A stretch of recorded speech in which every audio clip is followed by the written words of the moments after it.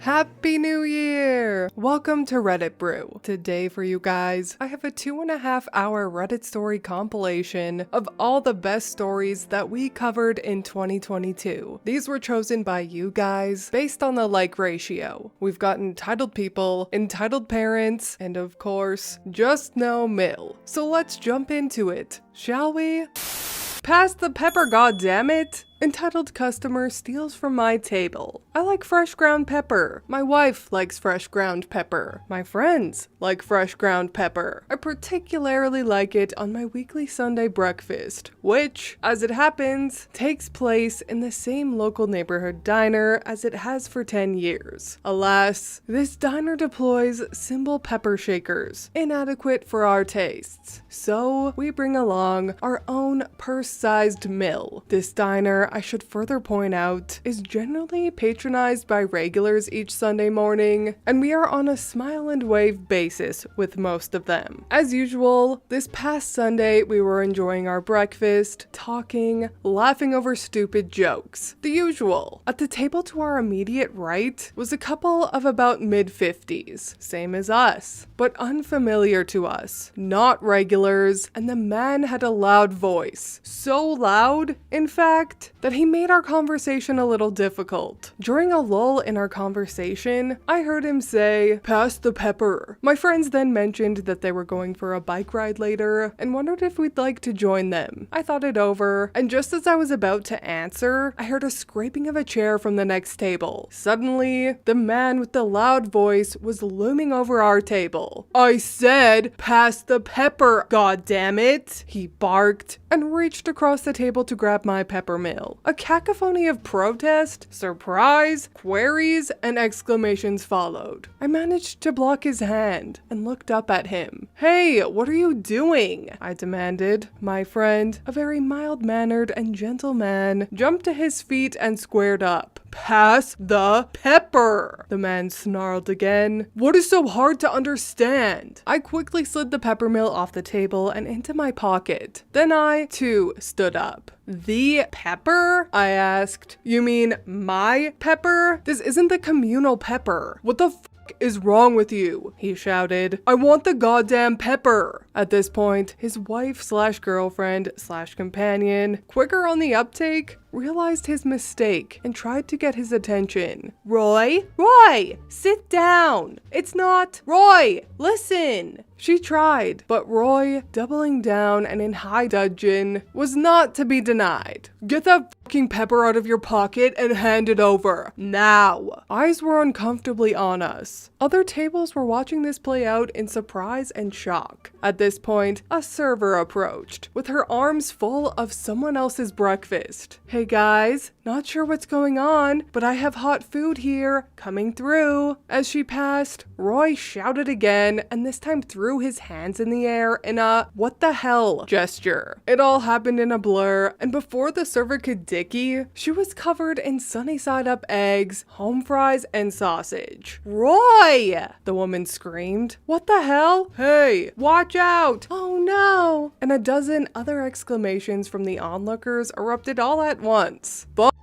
Roy shouted. "See what you fucking did?" His wife had scrambled to her feet to assist the server who dropped the second plate as well. My wife also got up to help, and the owner, Donna, a sweet-faced 65-year-old, suddenly emerged from the kitchen. "What is going on?" Everyone started talking at once, and Roy, Alpha Roy, shouted over everyone. "This asshole," indicating me, "wouldn't pass me the pepper." Donna gaped uncomprehendingly at him for a moment. She looked at the mess on the floor, the now red-faced and furious Roy, the other customers, and then at me.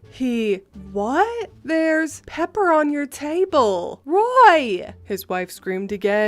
"Apologize now and sit down." "It's my pepper mill," I said again, "not the restaurant's." "Fucking idiot! Why didn't you say something, asshole?" I laughed out loud and looked with amazed surprise at my friend. He stared straight at Roy and said in a quiet but firm voice, "Listen to your wife and sit down." Donna looked around at the mess and confusion. At this point, a approximately 45 seconds had elapsed since Roy first lurched to his feet to steal my pepper. "I think I'm going to have to ask you to leave," she said to Roy. "I can't have this in my restaurant." Roy's wife, nearly in tears, began apologizing rapidly and repeatedly. Roy started protesting and demanding that he get to eat his breakfast. Donna, sweet-faced but tough, told him he could leave voluntarily or he would have the police assist him. "Roy, now," his wife said. She left a wad of money on the table and grabbed his arm, pulling him to the door. "I am so sorry," she said to Donna and the server. "I guess he loves his pepper too."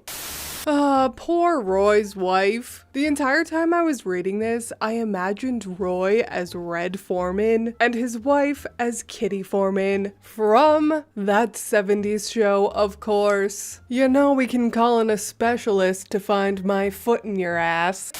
Entitled mother demands my deaf employee apologize for ignoring her. For reference, I've spent 15 years of my life being a restaurant general manager. I've got some crazy stories. Anyways, I was reminiscing lately, and this story came up. It was Mother's Day, one of the busiest days at my restaurant. Quick service, self-seating, casual dining. The entitled mother had already ordered, had her buzzer, and was waiting for a table to open. She sees another family get up and immediately runs to their dirty table to reserve it. No big deal, right? Just need to bus it. The entitled mother sees my deaf employee, I'll refer to her as D, and begins yelling at her from behind. Obviously, D doesn't notice anything at all, as her back was turned to EM. EM continues to berate her. Now, I understand that there was no sign saying that my employee was deaf, but I believe a normal, logical person would realize that something was off after getting zero acknowledgement. I noticed something going on, so I walked over to the irate EM and asked if I could help. EM goes off about D ignoring her requests and demands. I apologized to EM and explained that my employee didn't respond to her shouts because she is deaf and genuinely had no idea anyone was trying to communicate with her because she wasn't in her line of sight. This is when EM accused me of lying, that she's not actually deaf, and if she is, then why would I hire someone who couldn't respond to her shouts and demands? I was getting very annoyed at this point. I explained that I didn't need to justify any of my hiring decisions, and that I 100% stood behind my team. She then began demanding that I fire D, stating that there was no use for a deaf person to work in a restaurant. This got me fuming. At this point, her table had been bussed, her kids were sitting looking quite embarrassed, and her buzzer was going off informing her that her food was ready for pickup at the counter. To me, there was no reason to continue with EM, especially on such a busy day. I asked if she needed help picking up her food, and if not, I wish her a good meal and excused myself. But EM was not done. She saw D restocking some items and decided to prove me wrong. Entitled mom approached D and again began berating her, using very offensive language. When D turned to face EM and realized she was being yelled at, D was frightened and confused. Now, this was the final straw. I never allow my employees to be harassed, and this woman was especially evil and dense. I immediately had my expo counter, packed the woman's order to go, handed it to the woman, and told her to leave immediately. Entitled mom called me a and told me she was going to contact corporate and have both me and D fired. Yeah, okay, like I've never heard that one before. I escorted EM and her poor children to the door and told her that she was not welcome back in my restaurant ever again. Side note, in case you were worried about D. D was crying and was so confused by the situation. I sat with her in my office and explained that this had nothing to do with her and she was an amazing employee, which was absolutely true. D worked with me for over 5 years and was the first deaf employee to be a certified trainer for her position in the company. Aw, OP sounds like she was a great manager. More managers need to be like OP. A happy team equals a functional restaurant. And that's just the truth. People like entitled mom, though? Disgusting. No use for a deaf person? No one should be banished and shunned. Everyone deserves the same opportunities. Entitled mother demands I give her my money. I should give a little backstory first. My parents had divorced when I was 10. I'm now 20 because my dad found out she was cheating when she told him that my brother and sister, who were 7 and 8 at the time, weren't his. When asked for her reason to cheat, she said that she found a man who was able to give her the high life, unlike my dad, a farmer, just trying his best to maintain a family while managing my grandfather's farm. When discussing custody over me in court, my mom said she wanted nothing to do with me and left my dad with full custody while she took my brother and sister with her and then married her side piece a month after everything was finalized. Of course, with the rise of social media, she only includes me in family photos to make herself look good, even though she just tosses me to the side afterwards. I don't even have a relationship with my siblings because they look down on me for classist and petty reasons. Now with that out of the way, on with the show. It was about 7:30 a.m. I was feeding cattle and having a jam session when my dad came out to the feedlot to tell me someone was here to see me. I asked him who it was, but I didn't need him to answer me once I saw the angry look on his face as he throws a cigarette he had failed to light. I hop off the tractor and go walking around the farmyard until I spot a brand new Porsche with my mother sitting in the driver's seat. To describe what she looks like, imagine someone did a shitty job doing James Charles and Jeffree Star's heaviest makeup routine at the same time. A Karen haircut with only the blondest of highlights and a spray-on tan that would make Trump look pale. I often wonder if she'll ever do a face reveal just so the world could see the hunk of Swiss cheese under all that. I walk up to her car and very politely say hello to her before she wrinkles her nose and looks at me in disgust. Don't you have anything better to wear besides those filthy rags? And take that wad of chewing tobacco out of your mouth. Honestly, I'm embarrassed that you're my son looking like that. These are work clothes. And I was working, and I just put this chew in. It ain't even kicked in yet. Besides, what do you want? She looks me up and down with a disgusted look again before taking a deep breath before speaking. I need to ask a favor of you. In fact, it's rather important. The only thought going through my head, she's part of a cult and needs me to be a blood sacrifice at tonight's meeting. Well, what is it? See, your sister is going to be graduating this year, and I think it would only be fair if you gave her the money your grandfather left you, since you obviously don't need it. I know what she's after now. My grandpa had put aside $25,000 for each grandchild that, once they turn 18, they can use for college, buying a car, whatever. The only catch was, you needed to either graduate high school or obtain a GED. Now, why would she be wanting this money, you ask? Well, I'll tell ya. She had asked my grandpa after the divorce that not only should her kids, my brother and sister, still get the money, but also he needed to beef it up a few grand. My grandpa, out of spite, took the money originally meant for them and put it all in mine and told her only his actual grandkids get the money. A few years later when he passed away, my dad had added some of his inheritance into it. So, when I graduated, I ended up with $93,000. I have since spent $27,000 out of it on a tractor and put the rest in savings where I add onto it every paycheck. Why would I give her any of my money? She doesn't even speak to me anymore. Because it would only be fair since your grandpa denied her that money that she deserves, since she'll be attending college unlike you. Plus, as her big brother, you need to be responsible. That money was left to me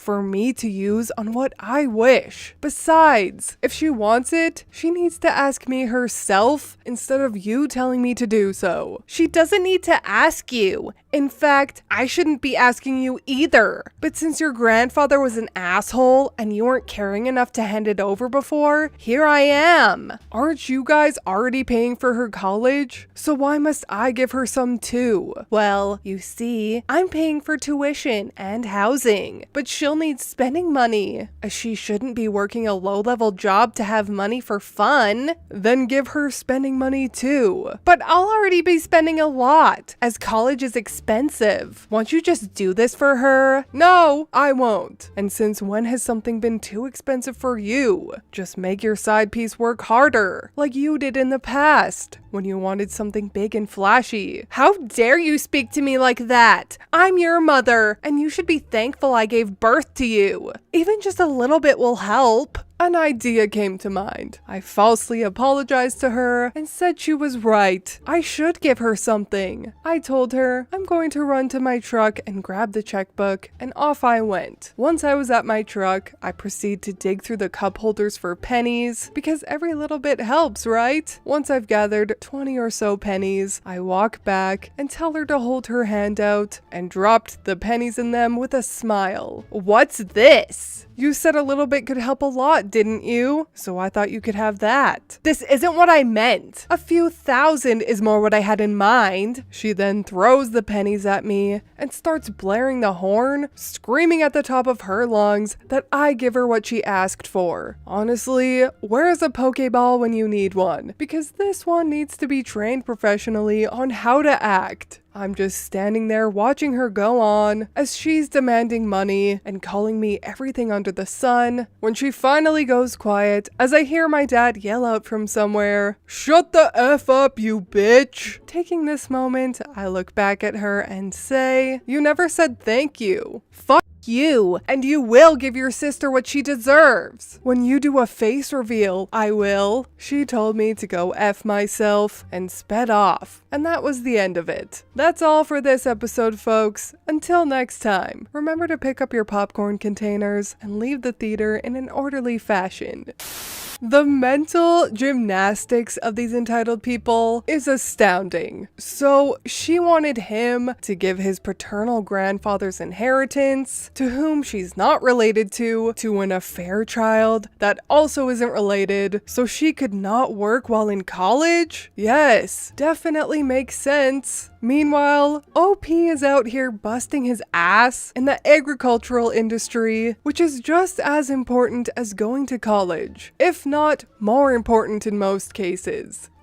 Entitled woman forced my ex into signing a do not resuscitate for her own benefit. Really needed to vent. This has been ongoing for the better part of a year, and it came to a boiling point today. Firstly, my ex and I are close. She is my best friend. She has a life-threatening defect, and the relationship ended because she didn't want to put me through potentially losing her. I didn't want a divorce, and will always love her. I tried to tell her that, but she had an outside influence that convinced her that divorce was the best option. She was born with a heart defect. She's a 30-year-old, petite Chinese woman, and after 2 years of obstacles, she was finally approved for heart surgery to hopefully fix the problem. Long story short, I have been spending a lot of time in the hospital this past week while she's prepped for the surgery. I was with her today, and one of the nurses came in to talk about a do not resuscitate order. I asked, "WTF is this about?" To be honest, I was fighting to keep my cool. Apparently, my ex and her quote-unquote power of attorney spoke with a nurse, and this supposed quote-unquote power of attorney convinced my ex-wife to add a do not resuscitate order. I asked my ex when she changed the power of attorney, because I thought I was it, and she stated that she never changed it. So, the entire story is that her friend Kathy was at the hospital and stuck her nose in where it didn't belong, completely lied to the nurses, and bullied her into signing it. My ex is a quiet, shy, little soft-spoken woman who can't handle confrontation. I took today off work to sit at the hospital to wait for that bitch Kathy. She showed up, and I confronted her about making medical decisions for my ex. Her excuse was, "Oh, if it's going to happen, it's going to happen. You can't stop God from taking her angels back, and it's just the right thing for her. I have children, and ex would want the money going to my kids." So, Kathy forced my ex into signing a do not resuscitate because it's the best thing for Kathy's kids? At this point, I am pissed the fuck off. I asked my ex, "Is this really what you want? If it is, I'm cool with it." Ex told me that this is not at all what she wants. She is young and doesn't want to die. If something goes wrong and she can be saved by resuscitation, then she absolutely wants to be saved. I looked at Kathy and told her that she is not to step 1 foot back in this hospital to see my ex. She screamed at me, saying I have no business in telling her what to do and that she's going to do whatever the hell she wants. I'm a big man, so I essentially forced her to the elevator like she was a toddler having a tantrum. Edit. After some probing with the nurses and admin, I was informed that Kathy got the paperwork from the admin office. At first, I just thought that Kathy convinced my ex that it's for the best to not be resuscitated, and that she doesn't want to burden anyone if something happened. But now it's my belief that Kathy snuck the paperwork in with some of the other paperwork my ex was signing for pre-surgery. I called my lawyer, and he will be meeting with us at the hospital tomorrow.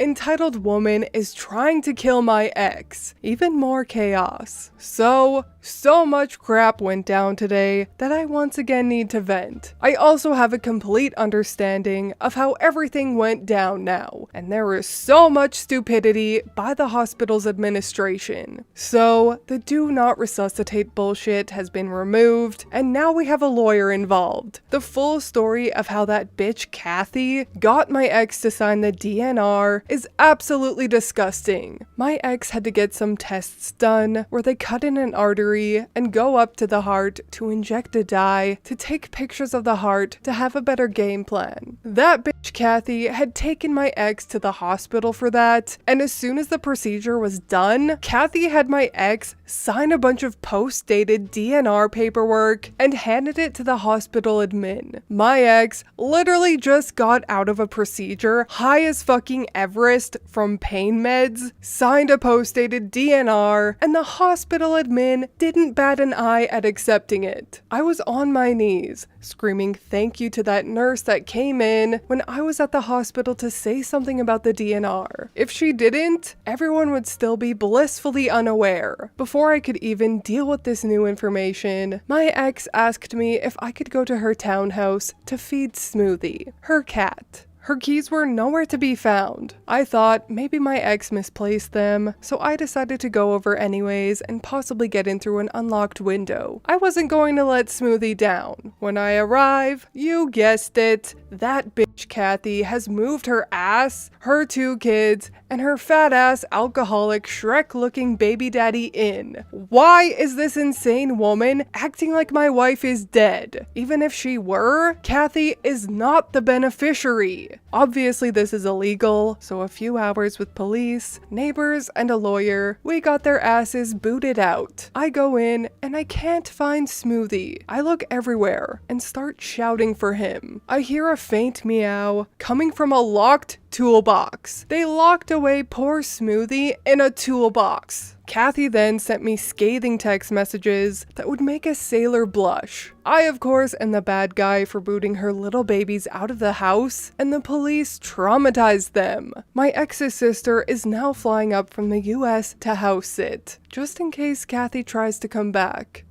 Update on entitled woman trying to kill my ex. Just wanted to update you guys on everything since it's been several days. The surgery went amazingly well, 12 hours in, and it's done. She's already out of the ICU, and they've had her walking. As for bitch Kathy, we thankfully haven't heard or seen her since the house incident, likely because she knew if she did anything more, she would be treading on thin ice with getting jail time or getting charges. Even after all that though, the cops aren't even going to try to pursue charges. is. We're in Toronto, and the cops suck here. My lawyer said there's nothing I can do about it either. Apparently what Kathy did doesn't even count as fraud, since my ex, even though signing it high as F, was still the one who signed the DNR. To end this on a bright side though, my ex-wife wrote a letter to me and gave it to me before she went in for surgery. She stated that she regretted divorcing and that she still loves me. So, despite everything else, it's been a good day.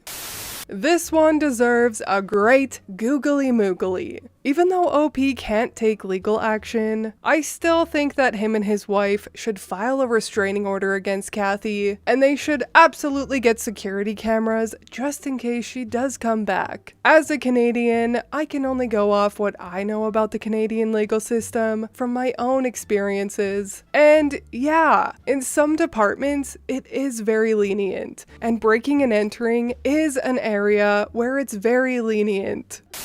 Entitled Aunt wants my SO and I to help with their down payment since we did not offer my home. I come from South Asian background. In my culture, families tend to live in multi-generational homes with their siblings, which is nice, but can also create a sense of entitlement to other people's things. My immediate family, parents, and brother grew up in the US since I was in first grade. Majority of my relatives lived in our home country until a few years ago when they moved to where my family and I are. I own a 2-family home that was purchased over 8 years ago. The home was purchased well before my aunts and uncles moved to the States, and they in no way helped with the purchase. For some reason though, they thought that when they moved to the US, they would be able to live in my home. I said no, for various reasons not limited to seeing how they did not take care of their own home back in our home country, no guarantee they would actually pay rent, and did not want to mix family with this kind of thing. Currently, one of my aunts and her family are looking to buy a home.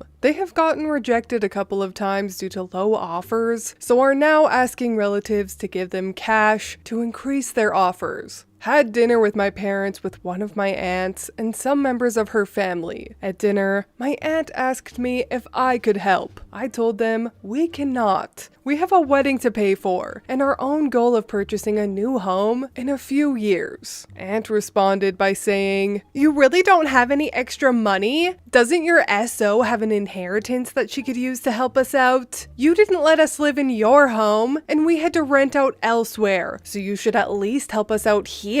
To that I answered, just because we have money saved up does not mean we want to give you 20K. The money we have saved up is for our own goals and emergencies. As far as my SO's inheritance, that really isn't your business since it's not really even my business. That's SO's inheritance, and not an emergency fund for people to use. For context, the only reason my aunt knows about my SO's inheritance is because my SO mentioned it to my mom once when talking about her grandparents who the inheritance is from. She never even mentioned an amount. My mom must have mentioned it to the relatives. Funniest part about all this is that I don't even like these relatives. Only reason why I keep in touch or help out with other things, job applications, help with schooling, taking cousins to the movies, is because my mom asked me to just see them once in a while, and because I do care about my cousins who shouldn't be blamed for their parents' shittiness. If they were decent people, we would try to help. However, they are generally selfish and entitled. Even if we offered a lower amount than the 20K requested, they would just act pissy about it.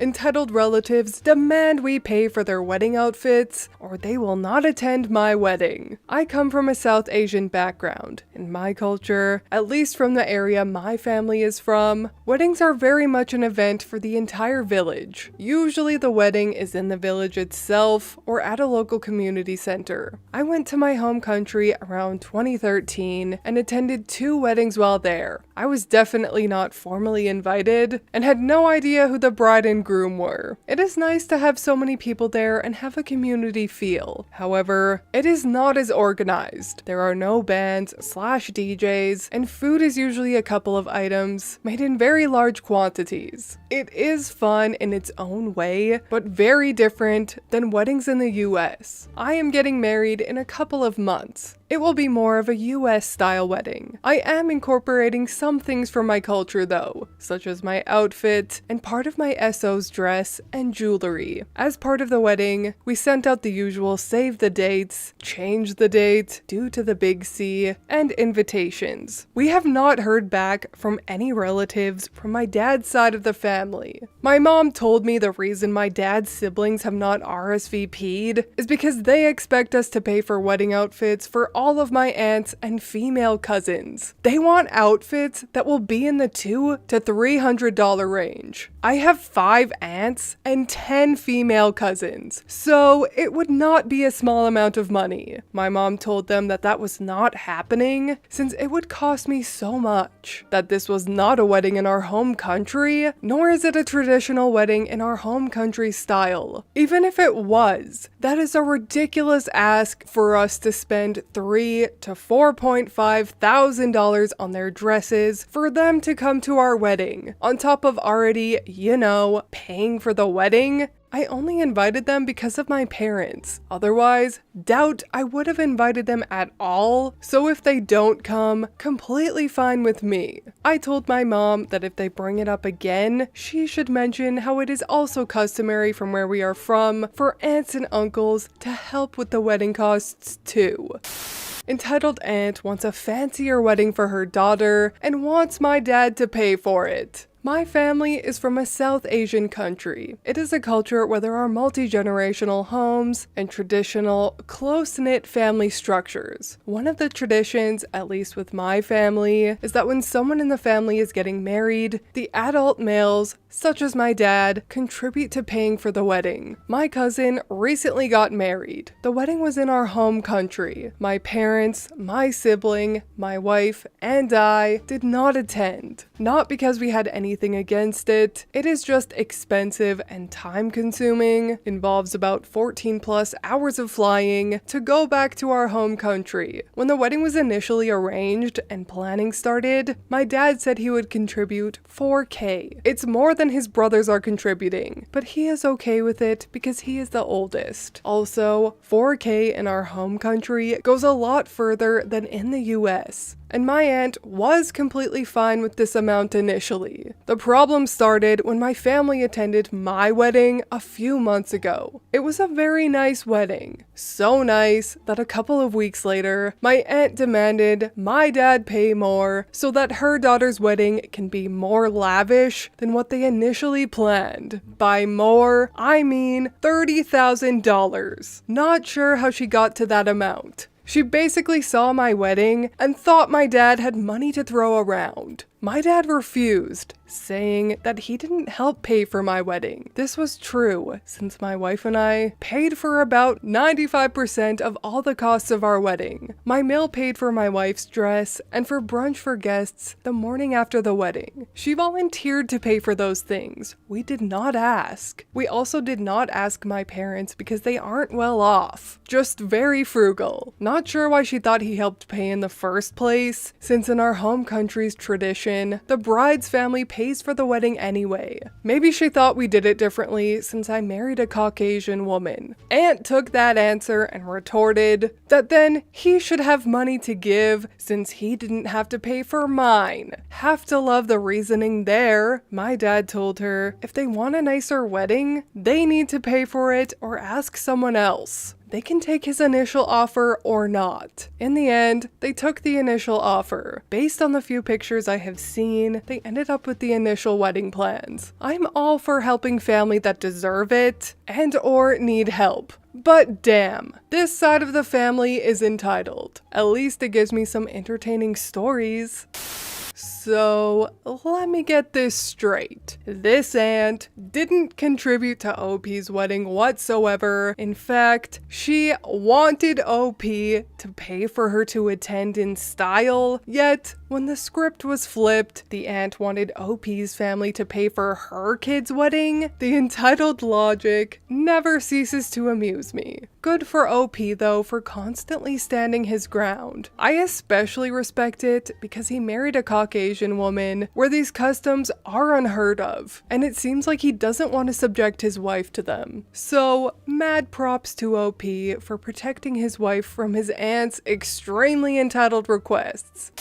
Idiot neighbor eavesdrops, and I win. My neighbor is an idiot, and we have been having issues with her from the start. 6-hour relentless dog barking 4 days a week for years, yelling at me for stealing water flowing downhill, dead rabbit on the doorstep, the usual property line arguments, emptying her toxic hot tub onto our property, lying by the hedges to spy on us, parties, noises, etc. ad nauseum. Just run-of-the-mill bad neighbor stuff. Eventually, we built a giant fence, and it has kept the bullcrap to a minimum. Both yards have plenty of mature trees. We have 3 maples over 150 years old, and a nearly 100-year-old birch, and a 12-foot cedar hedge. Add that to the giant fence, and daylight is at a minimum in our backyard in the summer. Idiot neighbor had 2 century-old trees and a very mature mulberry tree that hung over the fence in the only area that enjoys direct sunlight. Now, this part is entirely our fault. One spring, we built a patio there with light gray stone. The mulberry tree has dark purple fruit, and hers is extremely prolific. The week construction was finished was the week the berries ripened and began to drop in the slightest breeze. Sitting out there for any length of time, and you would be pelted with berries, leaving purple stains like you were shot with a paintball. And sweeping a path was the only way to not step on them. If this only lasted for a few weeks, it would be tolerable. But mulberries are in season all summer. The amount of birds that feasted on the fruit and promptly deposited bright purple bird shit on everything we owned was unbelievable. Purple bird shit drip-dried everywhere on the patio and beyond. We started putting tarps over the entire patio to collect the bird dung-coated berries and emptying them into a bucket every time we wanted to use the patio. Remembering our neighbor's penchant for eavesdropping, I began to talk about mulberry wine, about how good my mulberry wine was, and how this year's bumper crop of mulberries was going to make so much wine, and how we were going to go on vacation with all the money I was making from selling my mulberry moonshine. Visitors joined in the act, claiming they could not wait for their allotment of my fabulous mulberry wine, and offering bribes to be moved up the list. I do not make mulberry wine, never have, and would not start with mulberry bird poop wine. One rainy, early summer night, I heard and felt a tremendous crash. I ran into the backyard, and the largest limb from the mulberry tree was lying in my backyard. A chainsaw was sputtering on the other side of my giant fence. That mulberry tree was coming down at night in a rainstorm. More evidence of her idiocy. There was a bit of yelling back and forth through the fence. Me about her being a dangerous moron, and her to me about having a nice vacation without having mulberry wine to sell. She continued to cut down the whole tree instead of just the limbs hanging over our property. I laughed myself into the house, not quite believing my ruse worked so well, and revenge was finally mine. But that poor tree died needlessly. Barely a month later, a vicious storm blew through our area, splitting one of her mature trees in half and damaging the other so badly that it had to be removed. Now the idiot has no trees, and all mine are still standing.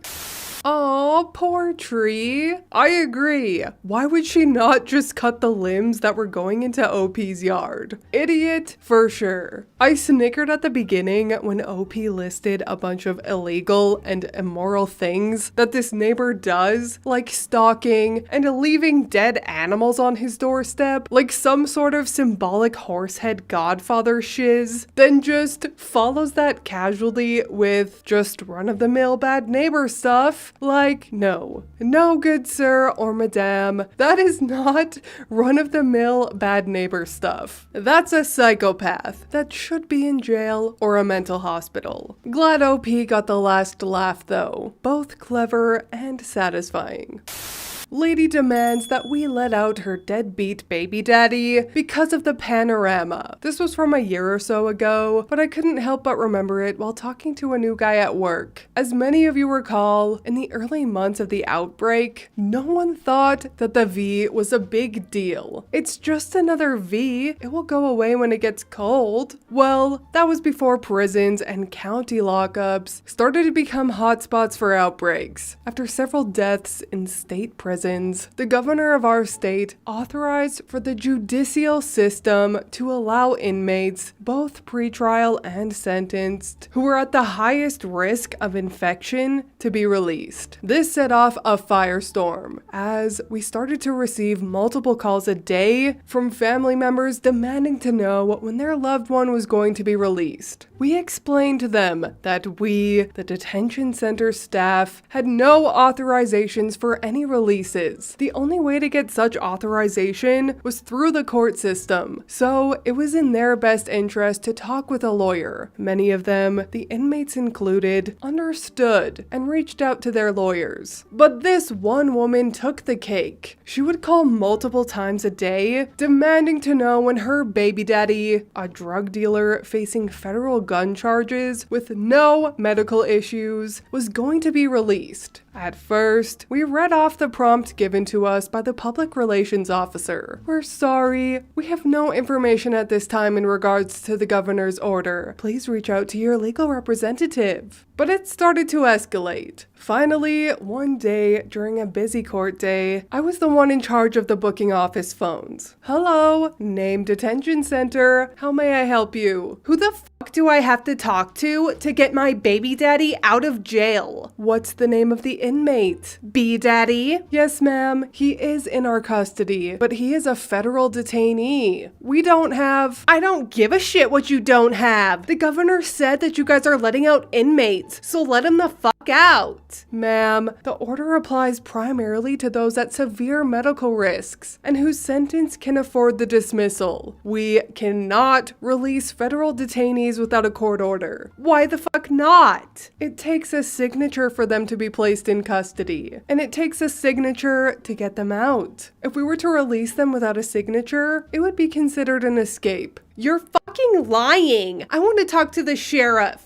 I sigh, knowing I am talking to a wall, and transfer her to the admin office. Coincidentally, as I am hanging up, the guy in question is returning with the transport team and 2 other inmates from federal court. The guy is shaking his head and talking to the guards about how he got lucky with 5-year sentence instead of 20. Before I could stop myself, I blurted out, "Inmate, can you please explain to your ex that you aren't getting out of jail soon?" The guy just looked at me in disbelief before stating, "I told her I was taking the plea deal today. She just wants me to give her money again. I bet that kid isn't even mine." Another inmate just laughed and said, "That's why you don't stick your dick in crazy."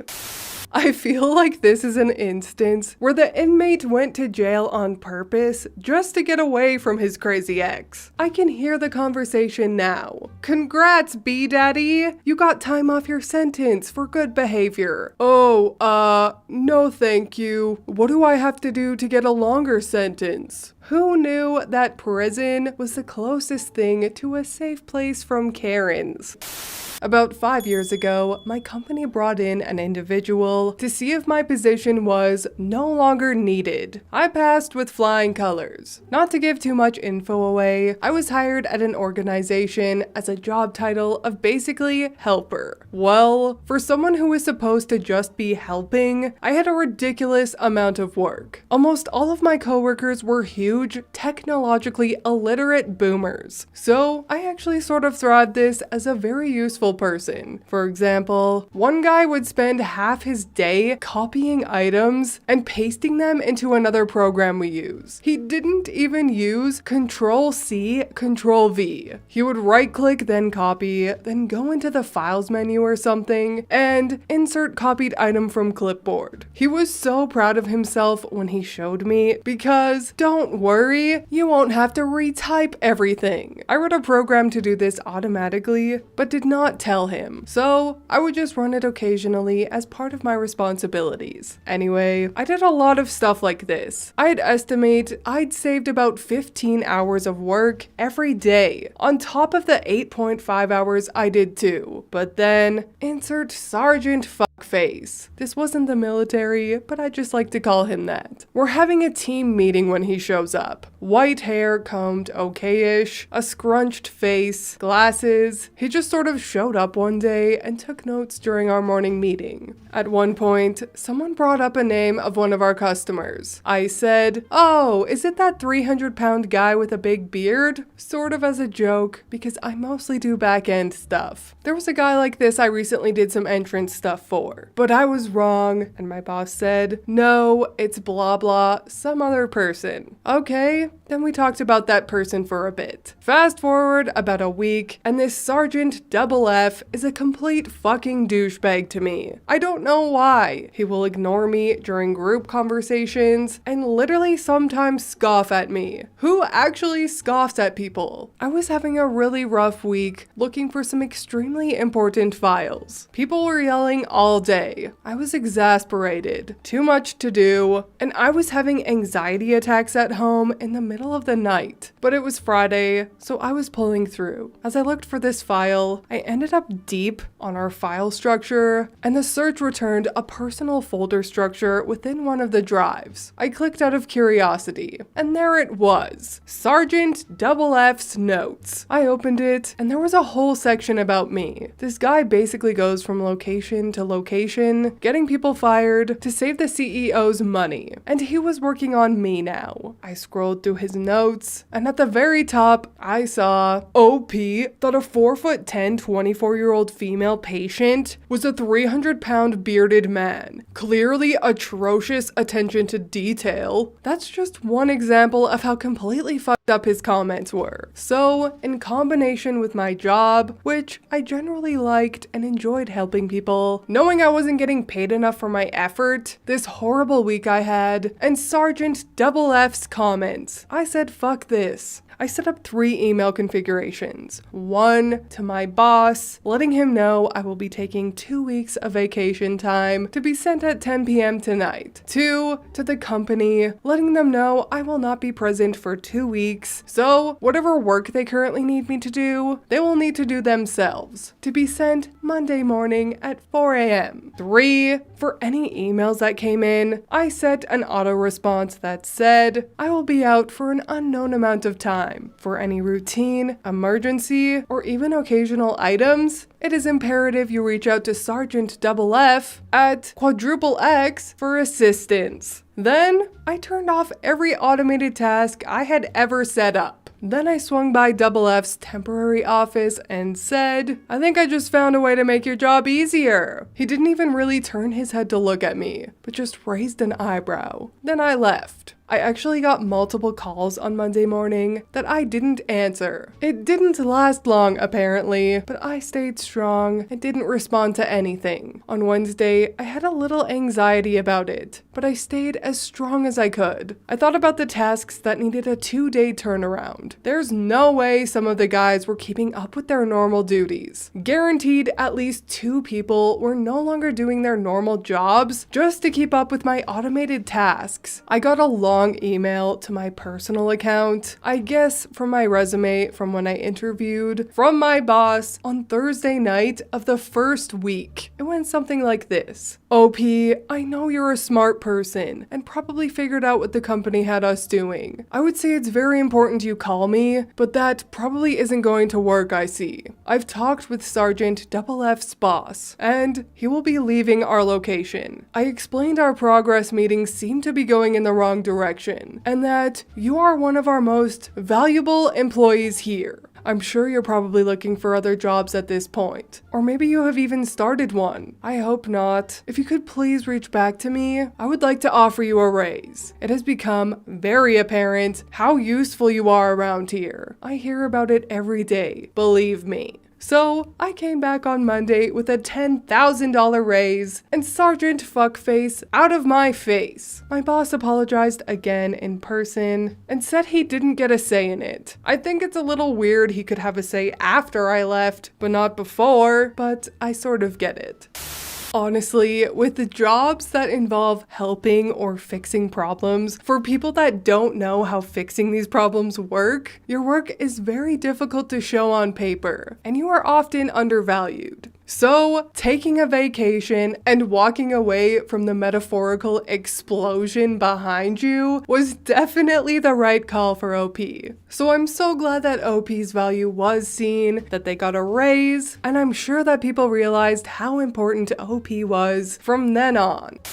I told you there was one rule. Preface, I would like to apologize for the length of this tale, but in my humble opinion, it's worth the read. The story begins with myself and my dog in the backyard, to which we'd been banished because the inside of my house was being painted. Dogs and wet paint are a thing that do not mix well at all, and bath time for my pupper is akin to an all-out war. While we were outside killing time waiting for the house to be dog safe again, I discovered I very much had to go to the bathroom, and since my backyard is pretty well secluded and only really visible from above or by someone who's way up into my yard, I decided to go then and there. After the sigh of satisfaction, and before the stream had finished, I heard a very high-pitched whining sound, and when I looked up to see what the sound was, I saw a quad rotor drone floating above my backyard, presumably watching me. I don't really have a shy bladder, so I finished what I was doing, put myself away, and went back to my regular scheduled dog entertainment programming. Later that day after dinner, there was a knock on my door, and upon opening it, I saw a very uncomfortable looking police officer. He asked if I could step outside to speak with him, and I did so. He then asked me if I'd urinated in my yard recently, and when I raised an eyebrow and sort of looked at him like, seriously? He clarified that someone had called in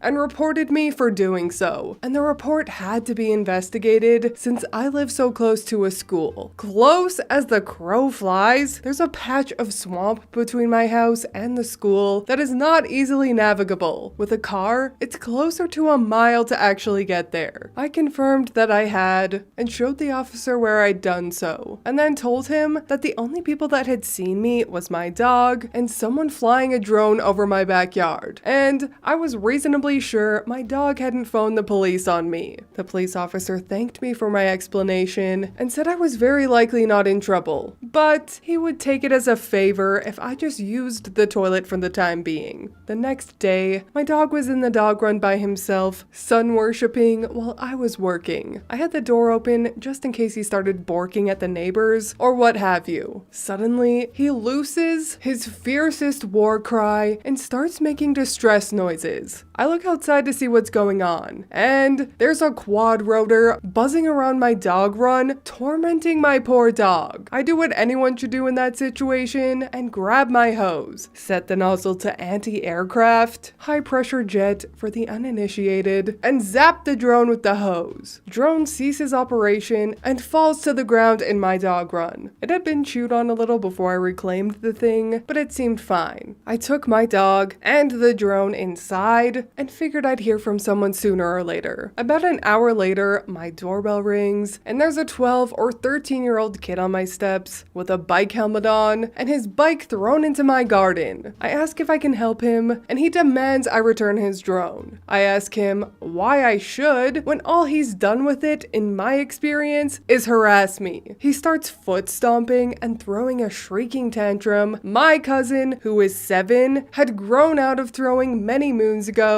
demanding I give the drone back now. He actually concluded with, "And that's final." I found that frankly adorable and started laughing. I told him to come back with a parent if he wanted the drone back, because he's not capable of acting like a grown-up for this conversation, and went back into my house. The kid actually tried, and failed, to destroy some of my garden before picking his bike up and going home. Around 6 that evening, there's another knock at the door, and the kid's back with a man who's a little bit older than I am. I think he knew his kid was full of it, it because he sheepishly asked me if I'd robbed his son and stolen his drone. I smirked a little bit at this and told him exactly what his son had done and how it happened to come into my possession. His face couldn't decide between chagrin and fury, and he turns and asks his son if this is really what happened. His son just starts bawling because he knows he's been caught, and the dad says, "When I bought you that drone, I said there was one rule. You don't bother people with the drone." The dad apologizes on his son's behalf and says I can keep it. The kid emits a squawk of indignation and fury and says, "I'm telling Mom."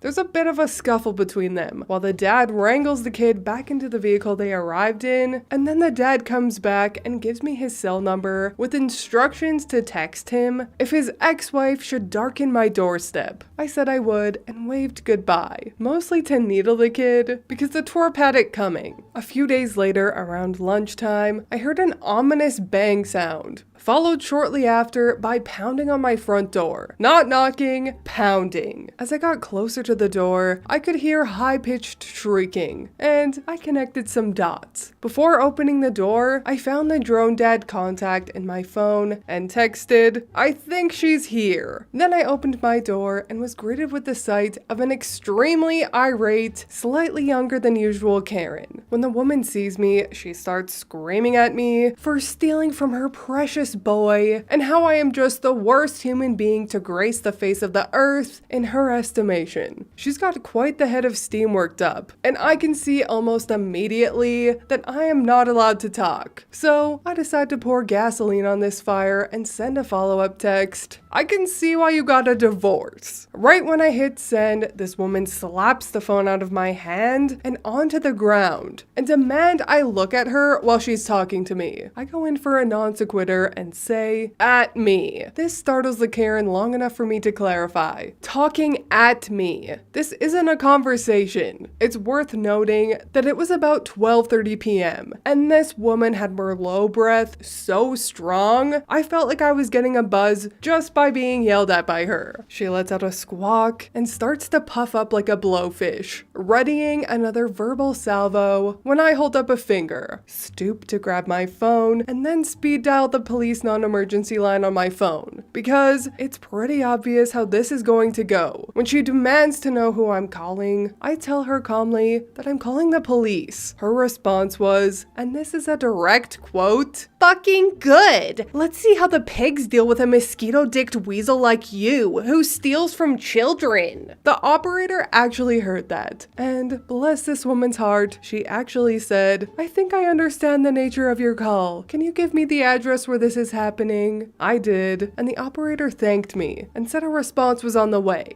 While I was talking to the operator, I got a reply from the dad. "Oh God, tell me she's not drunk." Deciding I didn't need my phone slapped out of my hand again, I just sent a thumbs down reply and settled in to get yelled at incoherently until backup arrived. It wasn't all that long in coming, maybe 5 minutes total, before the boys in blue showed up. It wasn't until they pulled up that I noticed this woman had missed my driveway and actually winged my mailbox, pulling up onto my lawn. The police separate us, and I actually wind up talking to the cop who urged me to use the toilet like a civilized human being. I tell my side of the story, and then the officer I was talking to goes to assist the other officer who was trying to figure out what Karen was going on about, because she's getting steadily more belligerent and violent. She winds up slapping one cop and trying to bite the other before she's restrained and bundled into the back of one of the cruisers. At this point, the dad has pulled up and looks completely aghast. But he does confirm my side of the story with the police. The officers thank me and the dad for our time, and promise a tow truck is coming for the woman's vehicle. They put their heads together and do police things, and the dad leaves to go and do whatever it was he was doing before Karen reared her ugly head. I did get the last laugh though. While the police were filling out forms, or whatever it is police do after a horror show like this, I zipped into my house and grabbed the slightly chewed and no longer damp drone. phone. Making sure Karen was watching, I sauntered over to my trash cans and tipped the piece of junk in and dusted my hands off before walking back inside. I'd already confirmed that the drone was dead from getting hosed, but I was going to throw it out either way. This just made me happy. Update. Okay, folks, I was planning on posting an update someday when certain details wouldn't have the doxing potential they do now. Also, I'm operating under the assumption that I shouldn't be blurting things out related to an active custody case. Unhappily enough, this woman has gone where no Karen has gone before. Straight past entitlement and right on into psychology. Folks are going to have a field day examining this woman, hopefully someplace far, far away from me. So earlier today, I went to the dog park at the same time I usually do. I'm a creature of habit. I take a break from work at this time to go to the dog park for this long, grab lunch on my way home, and hope my dog got enough exercise for me to be in a phone meeting without guerrilla attention-seeking warfare on the part of my dog. He's ripped a webcam off my desk before and completely derailed a meeting I was in for an entire hour while everyone had pet show and tell. There's a really large SUV with limo tinted windows sitting idle in the parking lot, which really isn't strange because the dog park's parking lot happens to be a very popular lunch spot with folks who work nearby.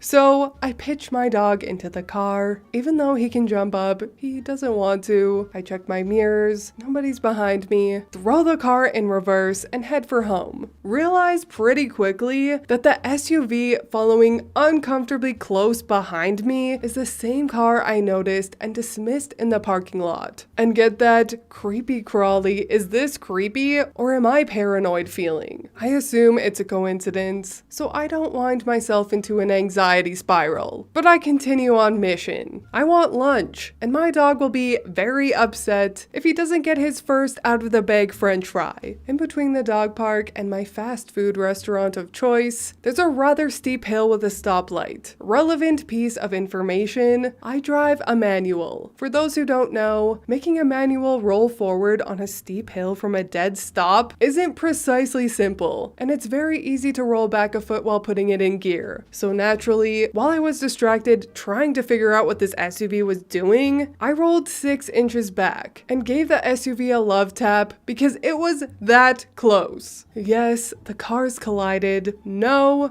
rational human being would consider that an accident worth bothering the police over. There simply wasn't enough room for my car to speed up to a point where anything more severe than a paint smudge could have happened. We were also in the middle of a busy intersection. My plan was to get off that godforsaken hill and pull over someplace where there's more room to maneuver than a 2-lane road on a steep slope. So I roll forward and look for a spot with enough space for 2 cars to pull over. Before I make it a car length, this SUV has started to lay on their horn and flash their high beams at me repeatedly. I proceed with my plan because road safety is a thing they teach in driver's ed. I pull in and exit my vehicle, bracing myself for whatever it is that's coming. And the SUV proceeds to sit there. No doors open, car just ominously idling. It's a tall enough SUV that I can't really see over the hood very well. And I'm not going to start something by walking around to the side of the car. A few minutes pass, and then 2 police cruisers roar up to us with sirens on and moving at an alarming pace for a run-of-the-mill not accident. The 2 officers block both of our cars in and exit their respective vehicles with weapons drawn. I put my hands up and start pretending I'm a statue because what the actual fluff is going on? Then I recognize the policeman I've spoken with a couple of times a couple weeks ago, and he returns the favor, followed shortly after by him putting the gun back in its holster. While I'm slowly unfreezing and trying to determine if I just wet myself, he turns to the other officer and says some numbers or something, which I guess in cop speak means nobody is actually in danger here, and she puts her gun away as well. Policeman I recognize says they got a 911 call about me road raging and fleeing the scene of an accident. I said, nope. I was just leaving the dog park with my dog in the car, and the SUV, who was much too close behind me, got a love tap. SUV started beeping honking and flashing like a psycho once I started driving to find a safe place to pull over, and they have just sat there since. Officer, with all due respect, if I was going to road rage, I probably wouldn't do it while my dog's unbuckled in the back seat. Cop I know looks at other cop, she nods, and they proceed over to the SUV. I think in situations where violence was reported, they work in tandem rather than separately. I don't know. When the officer reaches the SUV's window, the window rolls down and his jaw drops. And then, I shit you not people, he actually facepalmed. A woman starts screeching about how I rammed her car in reverse and then tried to escape. And it takes me a moment because the last time I heard this voice, it was slurring pretty badly, and she sounded sober now. But it's Karen, the same woman who drunk drove to my house, murdered an innocent mailbox, and yelled at me for something her ex-husband did. The officer regains his composure and asks Karen to step out of her vehicle. She says no, she doesn't have to unless she's been charged with a crime. The officer informs her that relates to search, not exiting your vehicle, and she really needs to get out of the vehicle now. Things devolve rapidly from there. In the interest of not making myself dumber by proxy, I will not attempt to relay Karen's discussion with the police, but I will mention the highlight of the conversation. Of course he put the car in reverse and hit me. Cars don't go backwards without being in reverse. If you want to go forward, you just let off the brake. The relevant portions of this discussion are: Karen actually spent money on a private detective to follow me around for 2 days. Lucky Sod got the easiest job on the planet. Once she knew what my daily habits were like, I don't go out often,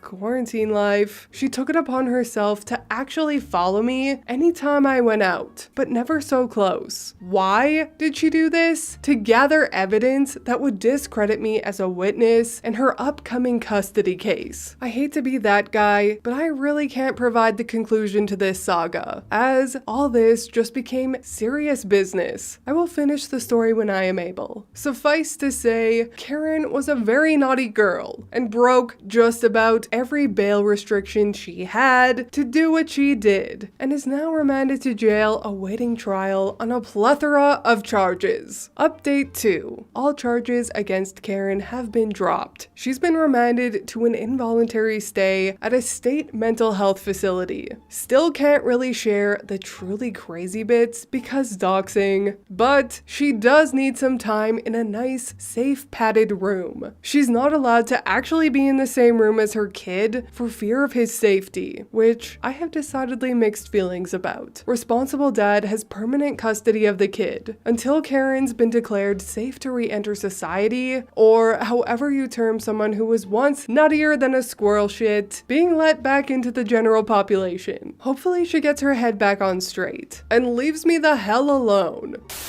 Great googly moogly of the highest power, the greatest of great googly mooglies. Really.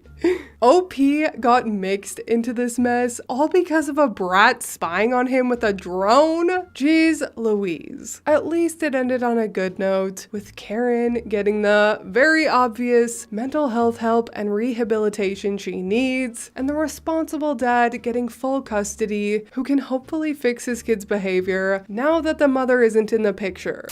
My aunt and uncle tried to get me fired over some crumbs. Then it tore the family apart. Some background. This happened around 5 years ago. At that time, I worked for a large cleaning/maid service chain that specialized in both household cleaning and commercial cleaning. I don't mean to sound braggy, but I pride myself on my work ethic and ability to be highly productive. The first and only year they did this, I managed to get the Employee of the Year status out of thousands of employees amongst hundreds of branches across Canada and the USA, which came with a cool $1,000 bonus. I was good at my job, did special little things for clients, like fancy towel/toilet paper folds, nice vacuum lines, and was requested very often. I had never gotten a customer complaint in the 5 years that I worked there. I don't know what happened with my mother's side of the family, but her siblings are all full-blown backstabbing narcissists, some worse than others. grandmothers that constantly make snide remarks. My mother is not as bad as them, but she definitely has some narcissistic tendencies as well. My grandmother is a sweet, open-minded, non-judgmental woman. So it baffles me that all 4 of her children ended up being so shitty. The 4 of them all married equally as shitty people. Anyway, on to the story. My one aunt and uncle, who are the worst of the bunch, moved and needed a new house cleaner. They remembered that I cleaned houses, so they called my boss and signed up with the company I worked for, specifically requesting me. I came into work the next day, and my boss tells me the news, that my aunt signed up and asked for me to clean their house. Knowing how she and her husband are, I was very apprehensive and asked my boss if that was a good idea, as it would be a conflict of interest. Basically, I tried to say, fuck no, I ain't cleaning that bitch's house, in the most professional way possible. Well, regardless of my strong detest, my aunt was on my cleaning list the next day. I'll be honest, the first few cleans went totally fine. There were 4 adults living in my aunt's house at the time: my aunt, my uncle, their son/my cousin who was in university, and my grandmother. So it was a lot of work to clean up after 4 adults in a huge house, but it was nice to see my grandmother every 2 weeks, and like I said, it was all going just fine. My grandmother and cousin were always home while I cleaned, and my aunt and uncle were usually at work. My gran was always so appreciative, saying how good of a job I do, and that she could see why I was deemed Employee of the Year. My mom was proud and told her about it. It was going fine until one morning when I come into work and my boss has a confused and concerned look on his face. I ask him what's wrong, and he states that my first complaint came in. I was shocked, and at this point, after so many years, I was on a pretty personal level with all of my clients. So I figured if there were ever to be a concern, I would get told it directly. My boss then says, "And it's from your aunt and uncle." Shock turned into rage as my boss hands me over the printed out complaint email. I can't completely remember what it said, but I'll paraphrase it as best as I can. I just remember it being extremely cold, and I was being referred to as your staff. I guess I was not worthy of a name. "Dear boss, entitled Aunt and I are writing this email in regards to a clean we recently had done by your staff. To say it was subpar is putting it lightly. When entitled Aunt and I got home from work, we found crumbs all over the kitchen floor. High dusting was not completed." The high dusting he was referring to were 9-foot tall shelves. I am not allowed to climb ladders due to liability reasons. "Hallways were not vacuumed, and some other things seemed intentionally missed. We are very disappointed in your staff and think they should be reprimanded. The cleaning is just simply not good enough. We are only 98% satisfied. Blah blah blah, so on and so forth. Regards, entitled uncle." I remember the email being about a page long, but that's basically the gist of it. My boss was shocked, I was shocked, and after explaining how my aunt and uncle are, he threw the complaint in the garbage. I told him I was not cleaning their house ever again, and he agreed this time. Hallelujah! I got home from work and was still upset about what happened. The fact that my family would try to get me reprimanded, the fact that they couldn't even use my name, the fact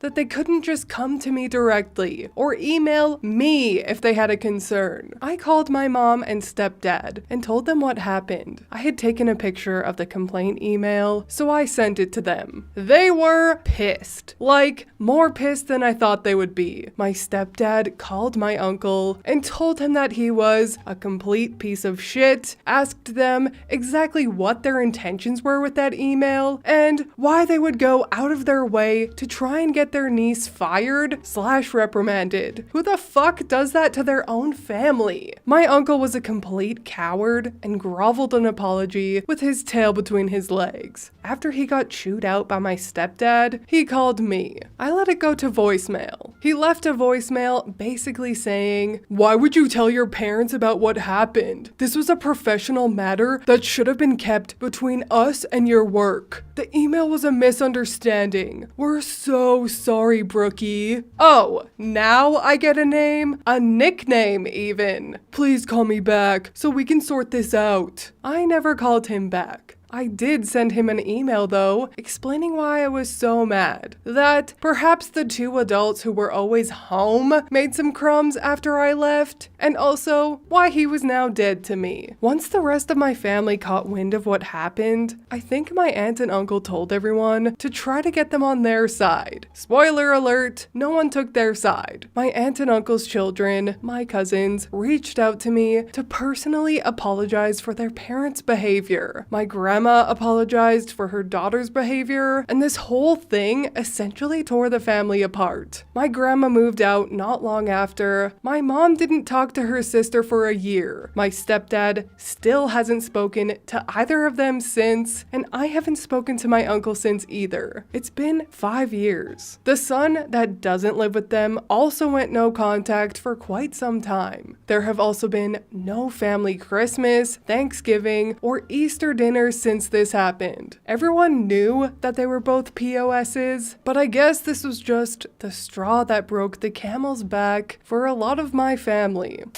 I unfortunately don't have the picture of the complaint anymore, but I do have the email that I wrote to my uncle. So here it is. "Hey, uncle's name. I figured it would just be easier to explain everything in email. Sorry for getting my mom into this, but I was just incredibly hurt that you guys wouldn't just come to me if you had an issue with things, as my boss, Name, is required to go through complaints and concerns with his staff. So the email you wrote was given to me this morning." Oh yeah, I forgot. So my uncle didn't think that my boss would actually show me the email that was written by him. I think my uncle just thought that my boss would just talk to me and be like, "Hey, can you do extra next time you're at your aunt and uncle's house?" Or maybe they were just trying to get a free cleaning. I have no idea. But my uncle was absolutely shook when he found out that my boss actually physically gave me the email that was written by him. Anyways, I read the email and was pretty angry because everything in the email were things you could have just talked to me about directly. No, I am not able to dust the shelves that are 8 feet high that have crystal glassware on them. The hard floors are being vacuumed thoroughly every time. I wouldn't intentionally miss something that important. Perhaps maybe the other two people that are in the house before you guys get home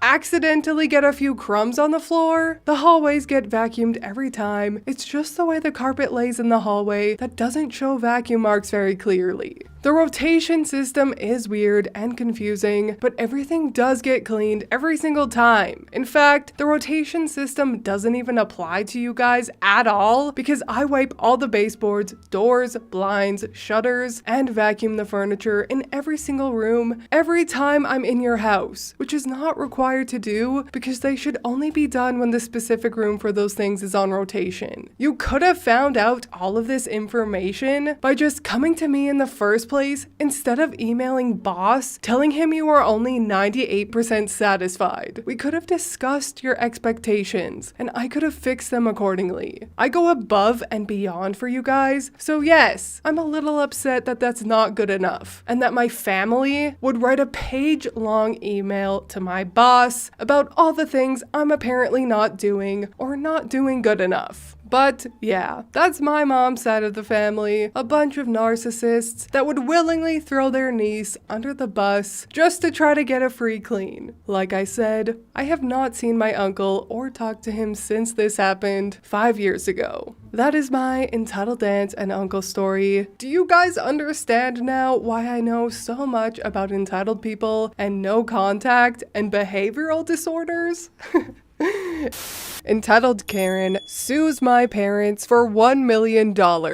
This tale harkens back to the early mid-90s, spanning 2 years or so. I was only 6 to 8 years old, so details aren't fully known, but the story gets told by my parents every so often. When I was 6, we were in my dad's car coming home from work/daycare. My brother was 10 and a half. We were in the back seat of a 2-door Mazda. We were fighting while my dad was stopped at a red light. He turned around to swat both of us, again, early 90s, to make us stop. His foot slipped off the brake, and we rolled forward into the car in front of us. My dad says my brother asked if we hit something. Both cars pulled off into the shopping center, and this lady goes into full-on hysterics, demanding an ambulance. And when the paramedics arrived, she insisted she needed a neck brace and backboard. My dad saw the writing on the wall and stayed behind to make sure the police got his full side of the story. Then the first thing he did was call the insurance company to tell them what happened. They had people out the next day to take pictures of the car and take my dad's statement. Sure enough, not long later, here comes the lawsuit. $1 million for crippling this woman for life. This began a 2-year-long battle with lawyers over a stupid fender bender. I know it took a long time and that my dad often ranted about how she rejected the first settlement offer, which was $30K, and then later the second offer, which was $50K, because she was a greedy lying bitch and wanted a full court hearing. By the time we got to court, my parents had separated, but since they were married at the time, they were both on the hook for the money if they lost. I was too young to go to the hearing, so I had to stay at daycare. My brother got to go though. It apparently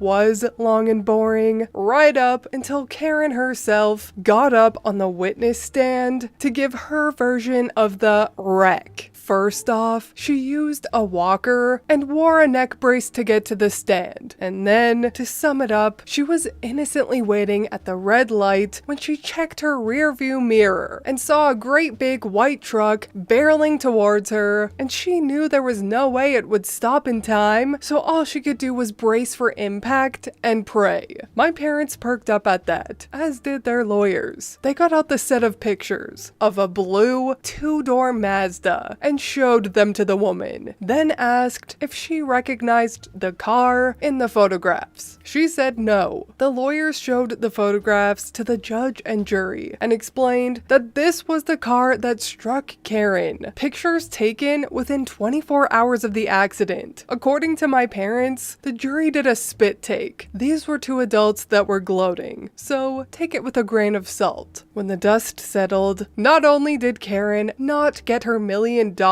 but she ended up having to pay the attorney fees, lost wages, and daycare costs incurred as a result of the lawsuit. And that was how we got a free trip to Disney.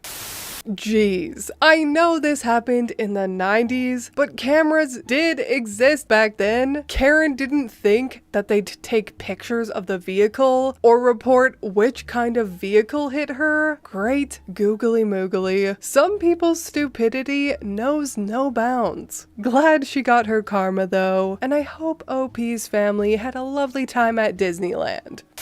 Entitled Bitch's car runs into my house. She gets a hit and run because of an oven rack. After just buying my first home, I had to redo the entire kitchen due to water damage. I was getting new appliances, so I put my old oven on Craigslist for $20. EB comes in with her truck with some clueless dude driving, and she talks me down to $10, and I'm happy to be rid of it. The guy backs the truck up toward the house and just keeps on going, running into the frame of the garage. The wood is dented, but I'm really pissed because the framing is separated with a big gap and it's shifted backwards. After all the unexpected BS with the kitchen, I was not happy at further damage to the house. EB is minimally apologetic and tells me to just put some caulk on it. I'm not great in confrontation, so I try to negotiate any acceptable rectification, finally coming down to asking for $50 for damages, but she refuses. I'm tempted to tell her to fuck off, but at this point, I just want the oven gone, so I take her $10. My girlfriend at the time comes out after they leave, hears the story, and I get an earful about auto insurance and how we need to get her back to the house. It was then that we saw that one of the oven racks didn't make it on the truck. How stupid might this pair be? I call them, and they turn right around to pick it up. We get the plates and tell them we are calling the cops for the proper documentation, and they split. When the cops get there, they're able to pull her registration and insurance up, and they call her and tell her to come back. She refuses and also states she was the one driving, guessing the guy had a suspended license. Eventually, they tell her it will be a hit and run unless they both come back, and then she changes her tune. I end up on the phone with her, and she is pleading that I just drop it, and that she will send her brother over to put some caulk on the house. Not acceptable, obviously. When she doesn't show up, I get all of the documentation and later file a claim. Insurance eventually paid $800. Not sure what financial and legal ramifications were for her, but I bet she wishes she had just given me the $60 and walked away, or maybe made do with only 2 racks in her oven. Now this is a good old-fashioned play stupid games, win stupid prizes scenario. I'm glad that OP's girlfriend had a spine. Don't let people get away with this stuff, otherwise they'll just keep doing it. The fact that OP was just going to let them damage their property and still give them the oven is astounding. Hold people accountable, please. You can do it. I believe in you. Don't call the police when illegally parked in a handicap spot. This happened many years ago during a very busy holiday season. My brother is disabled and confined to a wheelchair. We decided to head to the local mall to shop for the day and had circled the mall for about 45 minutes looking for a spot to park. We finally spot one that fits exactly what we need and start heading that way. As we are almost there, a guy parks in the spot and starts heading into the mall. I noticed that he didn't have any stickers or placards, so I asked him if he could move. I was told to F off and that he was only going to be a few minutes, so we could just wait for him to get back. So I decided to just park behind him. We unload my brother and start heading into the mall when the guy starts coming out, sees our van parked behind him, realizing he can't get out. He starts demanding that I move the van, so I return the F off comment he gave me earlier. He then tells me that he will call the police if I don't move. I tell him, go ahead. While he is on the phone with the police, mall security stops by to help out. I tell them my side of the encounter, that he is parked illegally, told me to F off, and wait. During this time, local police show up. The police start writing up his ticket for parking illegally in a handicapped space. Mall security and local police chat for a few minutes, and then they both come over to me. To my surprise, both of them just smiled and told us to have a good day shopping while they sorted out with the guy. We were inside the mall a good 4 hours, and when we came back out, the guy was nowhere to be found, but his car was still there with another ticket on his window. Actually, this is play stupid games, win stupid prizes. I love when the person who's at fault calls the cops on themselves. Sweet, sweet justice. I wonder what happened to the guy. Maybe he decided to just go back into the mall and wait. Whatever the case, what was supposed to be a quick trip for him ended up being a 4-hour inconvenience, and I hope he learned his lesson. Knowing Karen's and Kevin's though, it's doubtful that he did, but we can only hope. My entitled mom is mad at me for telling my stepdad about her trying to move out with me. My 18-year-old male birthday is today, and I'm moving out within the next couple of days. My mom is losing it because she won't be able to scream at me for nothing anymore. I'm moving in with my grandpa, who is thankfully letting me stay with him until I can get my own place and get on my feet. I was out with my band to celebrate my upcoming freedom and got home in the evening at around 6. My mom didn't talk to me, and my stepdad just said, "Hi." My mom silently went to their bedroom and shut the door. My stepdad then asked me, what's next? I told him what's next is that I'm moving out and leaving them. Earlier that day, my mom screamed at me because she wanted to move out with me, but I'm obviously not letting her because, truth be told, I'm moving out to get away from her. I wasn't sure if my stepdad knew about my mom wanting to move out. I also felt wrong about knowing about her potentially scheming to blindside him. So I told him about our earlier conversation with her demanding to move out with me. He just went silent, then left. About an hour later, I was watching Jurassic Park, and I hear my mom and stepdad arguing. This was the worst argument I've ever heard from them. They were full on screaming at each other. Towards the end of the movie, my mom came into my room and started to scream at me for telling my stepdad about her wanting to move out with me. I wouldn't entertain her. So she ran back to my stepdad and said, "It doesn't matter. He's not letting me live with him anyways." My stepdad replied, "It does matter. You didn't communicate any concerns or anything about this plan of yours, and you were going to just move out and leave me in the dust." They argued more until my stepdad eventually left the house. My mom came to my room and screamed at me again for telling my stepdad about her plan. She said I was disturbing the peace. Then she went outside to smoke. I don't want her moving in with me because she screams at me for the smallest things and constantly uses me as her emotional punching bag. She basically just wants to quit her job and live in my basement so I can support her. I actually find it a little funny that she thinks that I can afford a place with a basement right now. But anyway, I don't really know how to end this post, so I'm going to leave it here.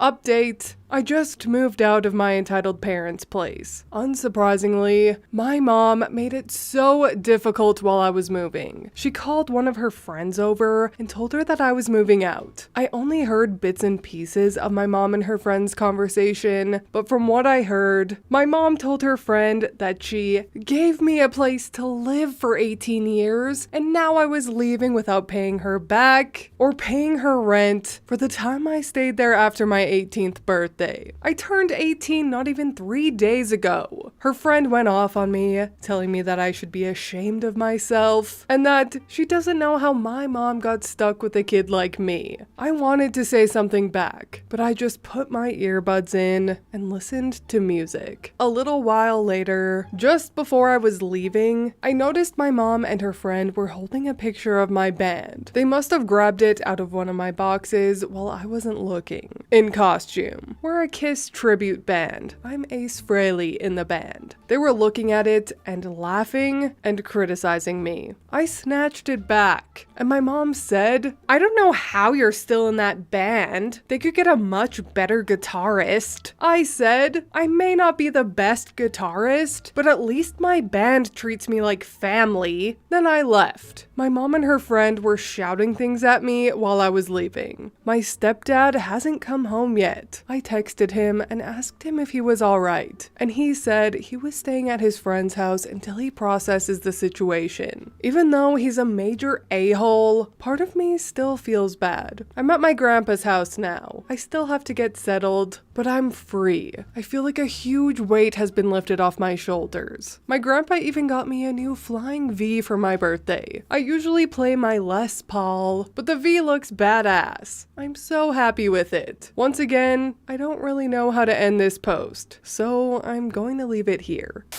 I'm so glad that OP is free and got away from his narcissist of a mother. I hope he takes this newfound freedom as an opportunity to work on himself, get some therapy, and go no contact with his mother for good.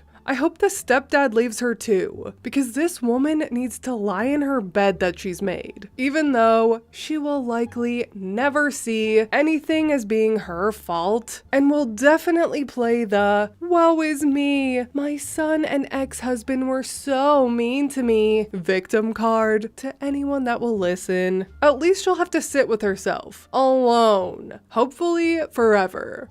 Deliberately telling my future mother-in-law the wrong name for my baby. I, 23-year-old female, and my fiance, 25-year-old male, are expecting a baby girl next month. We're really excited as this is our first child, and we've been trying to prepare for parenthood. A lot of our family have been helping us with baby stuff and giving us general advice. They're also really super excited for her, especially my future Mill. She's a very stubborn person and hasn't really accepted me as part of the family yet. She always tells my fiance how he could do so much better than me and that he's fallen into the trap of having my child. It's hurt me a lot, and my fiance has had a talk to her about it, but she still hasn't apologized or anything, so I just tend to ignore it now. She's also one of those moms who posts every little detail of her life to Facebook. Like when my fiance proposed, she was straight to Facebook before we could announce it ourselves. Recently, my fiance and I have been coming up with names for our little girl, and we both decided on the perfect name. A few days ago on a phone call, my fiance accidentally slips up by telling my future Mill that we've chosen a name. She's been non-stop messaging us and calling us to find out the name, but we don't want to tell her until the baby is born so that it doesn't ruin the surprise, and the whole of Facebook finds out before we are comfortable telling everyone.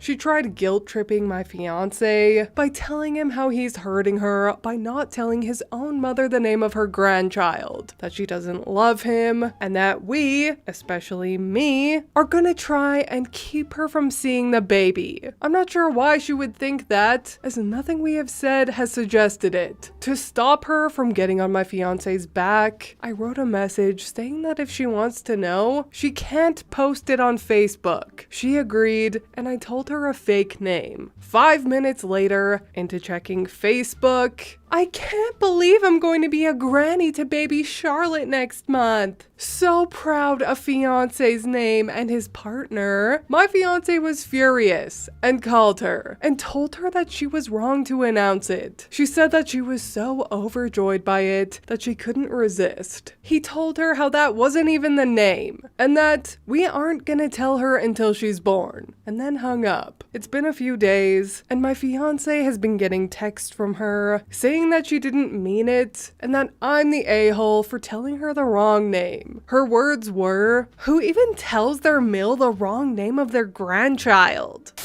You know, at first, I was thinking to myself, oh, what's the big deal? It's just a name. At the end of the day, everyone's going to find out the name regardless. But then I was like, screw that. Mill clearly just wants attention from Facebook land, and what matters most is that announcing the name is important to OP, the mother of the child, so she should absolutely be the one to do it. And Mill stomping on that request is not okay. Giving fake information to prove a point that she can't be trusted is genius. And I think all blabbing mothers should be handled this way. Middle-aged women and Facebook, man, I tell ya, nothing good ever comes from it.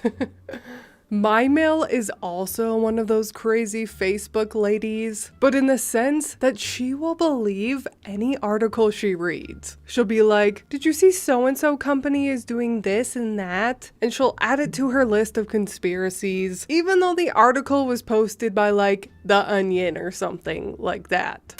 You do need to be physically present when your daughter is swimming in the pool. A very, very good friend of mine recently got on a plane with her 3 boys, 8, 9, and 10, by herself to visit with grandma for a month over summer vacation. I was on transport duty because driving to and from the airport is a young man's game, and also I love spending time with my homies. There was an accidentally on purpose scheduling issue, namely, my friend wanted a day in a hotel to recuperate from the flight with her 3 boys before her mom starts driving her insane. Husband is coming up in a few weeks because he just started a new job and can't just be like, back in a month. So I snatch all 4 people and luggage from the airport and give them a lift to the hotel. All 3 boys are bouncing off the walls and my friend just needs a nap. So, hotel pool time. She's posted up under an umbrella and is dead to the world. I'm in the pool with the boys. We started off playing Marco Polo and then had to get creative once other folks were in the pool as well. Eventually, we settled on a game called Not Done Yet. Basically, I'm standing on one side of the steps out of the pool, and when the boys feel like it, they try and leave the pool. I decide if they're done or not yet, using a complicated examination process that amounts to picking the kid up, giving them a bit of a shake, faking a big sniff, say, not done yet, and yeet them back into the pool. Obviously, if someone's waterlogged or actually wants out, I won't stop them, but typically there's giggling and a bit of a cue for inspection. So the game continues. I get a workout, they get tired out, everybody wins. Then a new player enters the playing field in the form of a very sweet looking girl, approximately 6 years old, wearing water wings. She asks if she can play too. I say of course she can, but she needs to ask whoever is watching her first, so I know that it's okay with everyone. She says, okay, and exits the pool. I'm keeping an eye on where she's going, so I can smile and give the I'm not a creep wave to whoever's minding the kid. Only, she doesn't run to one of the adults on the lounge chairs. She runs back into the hotel, dripping wet. She disappears inside and comes back down about 5 minutes later and says, "Mommy says it's okay." Only, she's not the type of kid who lies without batting an eye and is obviously fibbing. I ask if she really did, and the little girl says, well, Mommy was busy, so I think it's okay. At this point, the proverbial record scratches, and my inner monologue says, what? I summon the oldest of the boys from the waterborne shenanigans and ask him to go wake up his mom so she can keep an eye on things for a minute. I need to go take care of something. While he's bearding the dragon in her den, I crouch down and tell the little girl we need to go inside and find an adult because it's not okay that you're in the pool all by yourself, okay? You didn't do anything wrong, but you've got some growing to do before you can be in the pool all by yourself, okay? At this point, oldest homie has awoken the mom, and she's now looking at me with a what the shit look on her face. I mouth later at her, and then take the little girl's hand and bring her to the concierge desk of the hotel. I explain the situation with the little girl to the concierge, whose face goes from confusion to pained, before giving the girl a smile and thanking me for bringing this to his attention. Concierge guy takes responsibility for the girl, and I go back out to the pool to explain what happened to my friend. She was livid on the little girl's behalf, but mostly just wanted to resume her nap. Conveniently, at that time, middle homie had gotten out of the pool and was making faces at us while we were talking. I told friend to get some sleep. I'll watch the boys. Then, middle homie got spear tackled back into the water because actions have consequences. Maybe 20 minutes to a half an hour later, once I was starting to run out of steam, I sensed a disturbance in the force. A rather irate woman wearing a blouse that was inside out was dragging the little girl from before out to the pool area and demanding to know who told her she couldn't swim. The little girl, who was now silent with tears on her cheeks and a pathetically deflated water wing, pointed at me. I was instructed to get my ass out of the pool and explain myself. Why on earth was it so hard to watch an extra child while she got some adult time to herself? Why did I insist on ruining her first chance to get away from it all in months? Her little girl is an angel and is no trouble to watch. Blah, blah, blah. I explained that it wasn't a good idea to leave a little one in a pool with no adult supervision, pointing to a number of signs about no lifeguard on duty, all children must be accompanied by an adult, etc., etc. Inside Out Lady is getting steadily more belligerent, explaining like I'm slow that her daughter knows how to swim and was wearing floaties and would have been just fine. She's getting more and more in my face, trying to act like I'm just the worst for ruining everything. And then player 3 enters the fight. It's my friend, and she's fresh out of fluffs to give. She starts reading Inside Out Lady the riot act, demanding to know how she could be so stupid and irresponsible, and how dare she try to act like I'm the bad guy here. Inside Out Lady opens her mouth to reply and just gets steamrolled. just look at your daughter. See what you've done? Appeared to finally get through to the woman because she looks down at her daughter, then back up to my friend. There's a flicker of shame on her face, and then it's all rage, and she swung. I am not ashamed to admit that stepping between those two without backup seemed like a poor life choice. I stopped the boys before they could get caught in the crossfire, told them to take a step back, and when several hotel employees came out to break up the fight, I stepped in. I grabbed my friend and pulled her back, while two guys from the hotel grabbed the other woman. The combatants are separated, and the police are called. Myself and my friend are back at her lounge chair with a large first aid kit the hotel staff gave us, while the boys hover and make sure mom's okay. She's sporting a magnificent shiner from that first punch and a couple of other scrapes and bruises, but mostly just seems livid that she got cold clocked like that. Police arrive and gets the story from everyone even tangentially involved. We wind up being asked to provide contact information to the police. My friend declines a check over by an EMT saying she's fine, just sore. The story Inside Out lady provided didn't match up at all with what the hotel cameras showed, and she got some shiny bracelets put on her before getting shoved in the back of a squad car. My friend said she would be delighted to press charges for assault and was told the police would be in touch. Once the police were satisfied, it was definitely time to retreat to the hotel room. I got dressed and left for the evening after making sure everybody was okay. And on the way out, I asked one of the front desk folks what happened with the woman and her daughter. The woman was arrested and the girl's father came to get her. They couldn't give me any more information than that. I hope she's okay.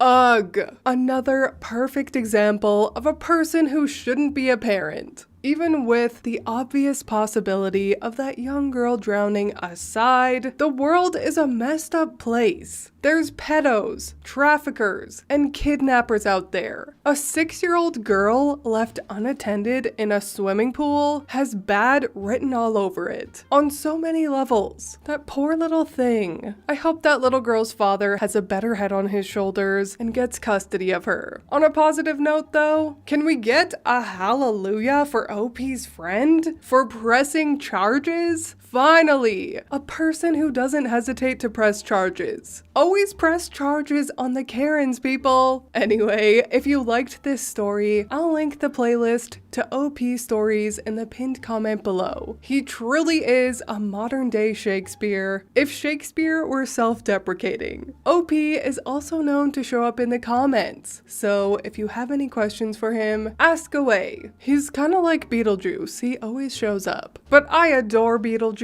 and I adore OP.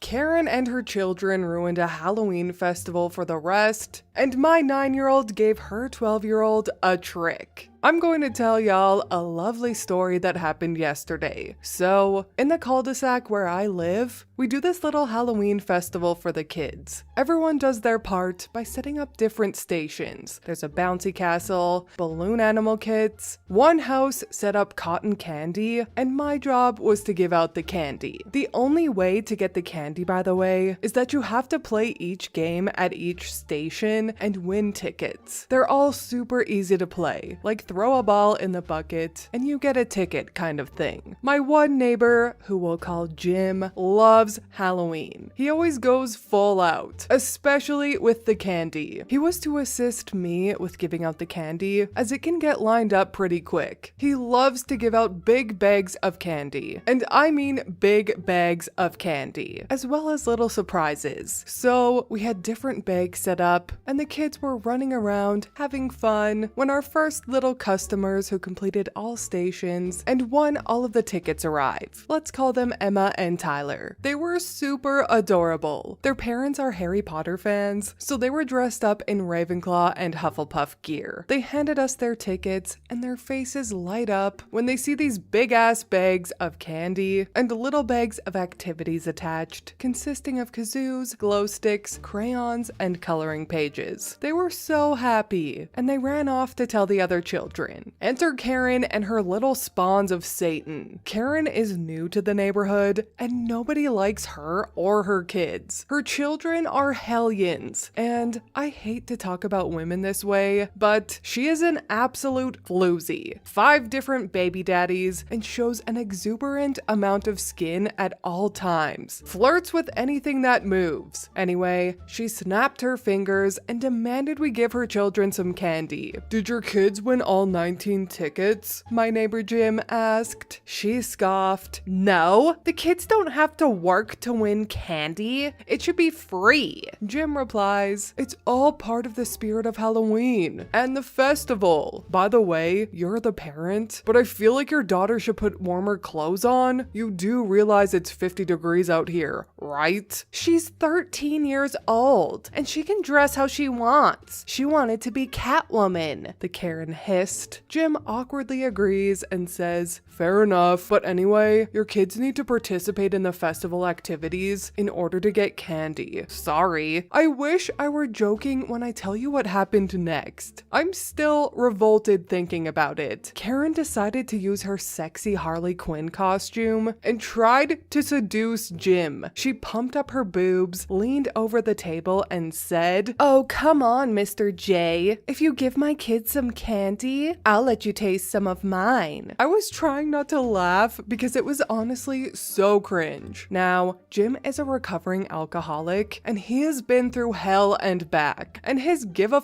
levels are non-existent. He laughed and said, "I'd rather be intimate with a baby hippo. I'd rather get arrested than sticking my thing in that infested cesspool you call a vagina. I know more men have been in you than in a YMCA swimming pool." Karen stares in shock with her mouth agape. When I hear one of the totes open, I turn around and see one of Karen's hellions. So I tell him that he didn't win any tickets, so he doesn't get any candy. Well, the little a-hole calls me a bitch, grabs a bag of candy, and dips. Turns out, that little fucker is faster than Usain Bolt. I ran after him, and luckily, one of the other parents grabbed him before he got away. The little shit was screeching and crying. I then realized that Karen's 12-year-old Justin was nowhere to be found. Now, something about this kid. He's a dick. Justin steals, he's disrespectful, and he keyed a car in our neighborhood. I became frantic because I knew he was up to no good. I started looking around and found Justin in front of Emma and Tyler. I didn't have my glasses on because I was wearing a mask, so I didn't realize what was going on until I got closer. As I got closer, I realized Justin had Emma to the ground by her hair. I was running and screaming. I ran as fast as I could. Then my 9-year-old flew past me. My 9-year-old has a little crush on Emma, so he rushed to her aid as fast as he could. Well, he rushed up behind Justin with a stick and hit him in the back of the legs. Then he proceeded to beat the shit out of Justin with that stick. We split the kids apart, and Karen was mad that her little spawn got his ass beat by a 9-year-old. She didn't have a leg to stand on, as everyone in the cul-de-sac was tired of her, so no one took her side. Some even started berating her about how her children behave and destruct property, and all Karen could say was, "I'm going to get my boyfriend." One of the other parents said, "Which one?" It was hilarious. I started laughing because it came from the quietest, sweetest mom ever. Karen wrangled her kids up and eventually left after she realized no one was taking her side. That was the end of the Halloween festival, and we gave out the rest of the candy to the kids. I did give my 9-year-old a talk about violence, but I can't say I'm not secretly proud of him. Damn, I wish I could attend this Halloween festival. It sounds very entertaining to say the least. But oh man, the visuals I got from this story are hilarious. I just imagine this 9-year-old kid going full tilt at future criminal Justin with a stick, and Karen trying to seduce the neighbors. Man, what a class act. I honestly feel bad for Karen's kids though. Even though they are little hellions, they're just a product of their surroundings, and it's always sad when the kids end up taking after their entitled parents. I'm glad some karma was delivered though. Cut me in line, get sticky, treat or tricky. This one happened 2 Halloweens ago. My biggest pet peeve in the world is when someone cuts me in line. It doesn't matter the situation. Grocery store checkouts, traffic, bathroom lines. It makes me seethe with rage. Usually if I can, I'll call the person out and ask them to move to the back, but I'm not a very intimidating looking person, so most people just ignore me or have an attitude. Because it's such a big pet peeve of mine, I will go pretty far to enact some very petty revenge on line jumpers. Halloween weekend, I went with a group of friends out to different bars, and as expected, there were some long lines to get in. I witnessed a group consisting of 3 guys and 1 girl hop a nearby brick fence and try to shimmy their way in front of the group in front of me. They were promptly denied skippage until the girl of the line jumping group got involved and got angry and whiny for them not letting her in. She seemed a little unhinged, so I assume that's why the group in front decided it wasn't worth the fight, and ultimately they wound up letting her group skip. I was not okay with this, but I didn't want to cause a big scene either, and I knew the bouncers didn't see or care on such a busy night, so I waited until we got inside to seek revenge. The place was kind of a mixed bag. There were people dancing, as well as people standing and chatting with their drinks, but it was all back-to-back crowded and a tight squeeze to maneuver through. I saw the girl from the line cutting incident dancing and flirting with one of the 3 guys who cut with her. It would have been too easy to walk by and accidentally spill my drink on her, so I took it a step further. I waited until she got her own drink, and then I grabbed an abandoned cup that someone had left on a ledge nearby, which was filled halfway with some fruity, sticky drink. I then walked over, passed by her, feigned being pushed by the crowd, and knocked into her hard. Her drink went everywhere, all over the guy she was flirting with, and on both of her shoes. And my drink went down her back. I dipped out before she could even turn around to see who had banged into her, and then watched from the sidelines as she gathered her whole group and stomped out the door to leave because her night was ruined. I then rejoined my friend group, grabbed my drink, which I was glad I didn't have to waste, and we enjoyed the rest of our night. Happy Halloween! I guess you could say the drinks were on her. Oh, come on. It's been a while since I've said a dumb joke, and I'm a ghost, so cut me some slack. If my husband could post this, he would. His meal sucks. Let's go back in time, shall we? It's Christmas, circa 2010, and my lovely husband, then boyfriend, was coming to my parents' house to celebrate. His family lives on the other side of the country, so I stupidly thought it would be nice for him to have a Christmas day with family. Only, he wasn't allowed to come before dinner time, since that's family time. But then we had to push back dinner since they had a few gifts for him, and a stocking. The stocking is crucial. During dinner, my mother, who we'll call the Grinch, proceeds to tell him in no uncertain terms that because I've gone through a lot of schooling and he only went to snort tech school, he really shouldn't expect this relationship to last. I mean, I'm clearly far too smart for him. Meanwhile, I'm the one with massive student loan debt, and he's the one who's been working and saving since he was 20. So, oh, and he must not have manners and been raised in a barn because he only used 1 fork for both the salad and the meal when there were clearly 2 forks on the table. Being the gentleman that he is, he gets through this as politely as possible. Then, as we go to leave, she says, "Oh, you can take this stocking with you. It's not like we'll need it again." What did you just say? We won't need it next year. You won't be here. And that, my friends, is how my mother ruined Christmas. She was later so confused as to why I was angry and refused to speak to her for several months. But he just took it the wrong way. No, I heard you. I was there. I know what you said and how you meant it. First post here. Thanks for reading. I'll have plenty more. Don't you worry. She's real special. The Grinch doesn't like when I don't answer the phone. To give an insight on how truly epic the Grinch and her shenanigans are, I'll be telling you the story of the time the Grinch returned her birthday present. At the time, I was a law student and consequently didn't have a ton of money to throw around on things like gifts. seeing as how I needed to pay for frivolous things such as rent and food, and I'll be honest, some $2 chuck. Well, I was also in therapy, to deal with the Grinch. It was a group therapy, and during that time, I would keep my phone on silent because, I'm not a monster. I would regularly leave the session, which was on Mondays from 6 to 8, so set time and schedule, to see that I had a minimum of 10 calls missed from the Grinch. I would call her back, thinking there was an emergency. Oh, no, she just needed to get a hold of me and couldn't. So she called and called and called, because leaving a message would be difficult, I guess. Anyway, I'd tell her that I had class during that time, and there was no way for me to respond until I was heading back home. So if it wasn't an emergency, she could wait until later in the evening or the next day to call me, so that she could actually get a hold of me and talk.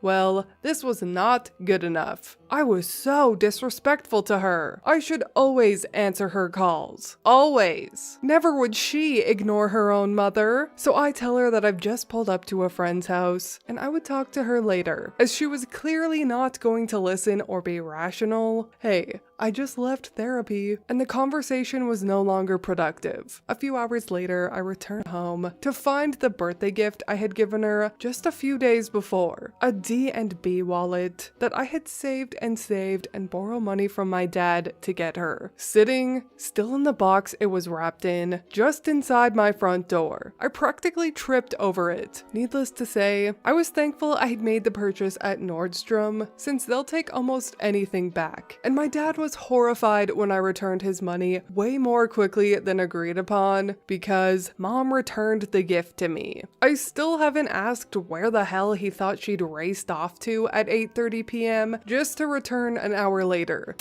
The Grinch doesn't understand time zones. Now, generally speaking, the Grinch is in the same time zone as my husband and I, mostly because we live down the street and around the corner, but she travels to visit her mother on the other side of the country every other month. Now, I realize this is entirely BEC, but if I get one more text message at 3:30 a.m. or 4 a.m. because she's on the East Coast and can't figure out that it's not 7 a.m. on the West Coast, I'm going to scream. Yes, everything is off and I am an early riser, so it doesn't affect my sleep or anything, but it's so annoying, especially because if I don't respond within seconds, it turns into, "You never respond. I don't understand why you aren't talking to me." Well, Grinch, I'm either asleep because it's still nighttime where I live, or at work because I have bills to pay, so I can't answer the damn text every 5 seconds.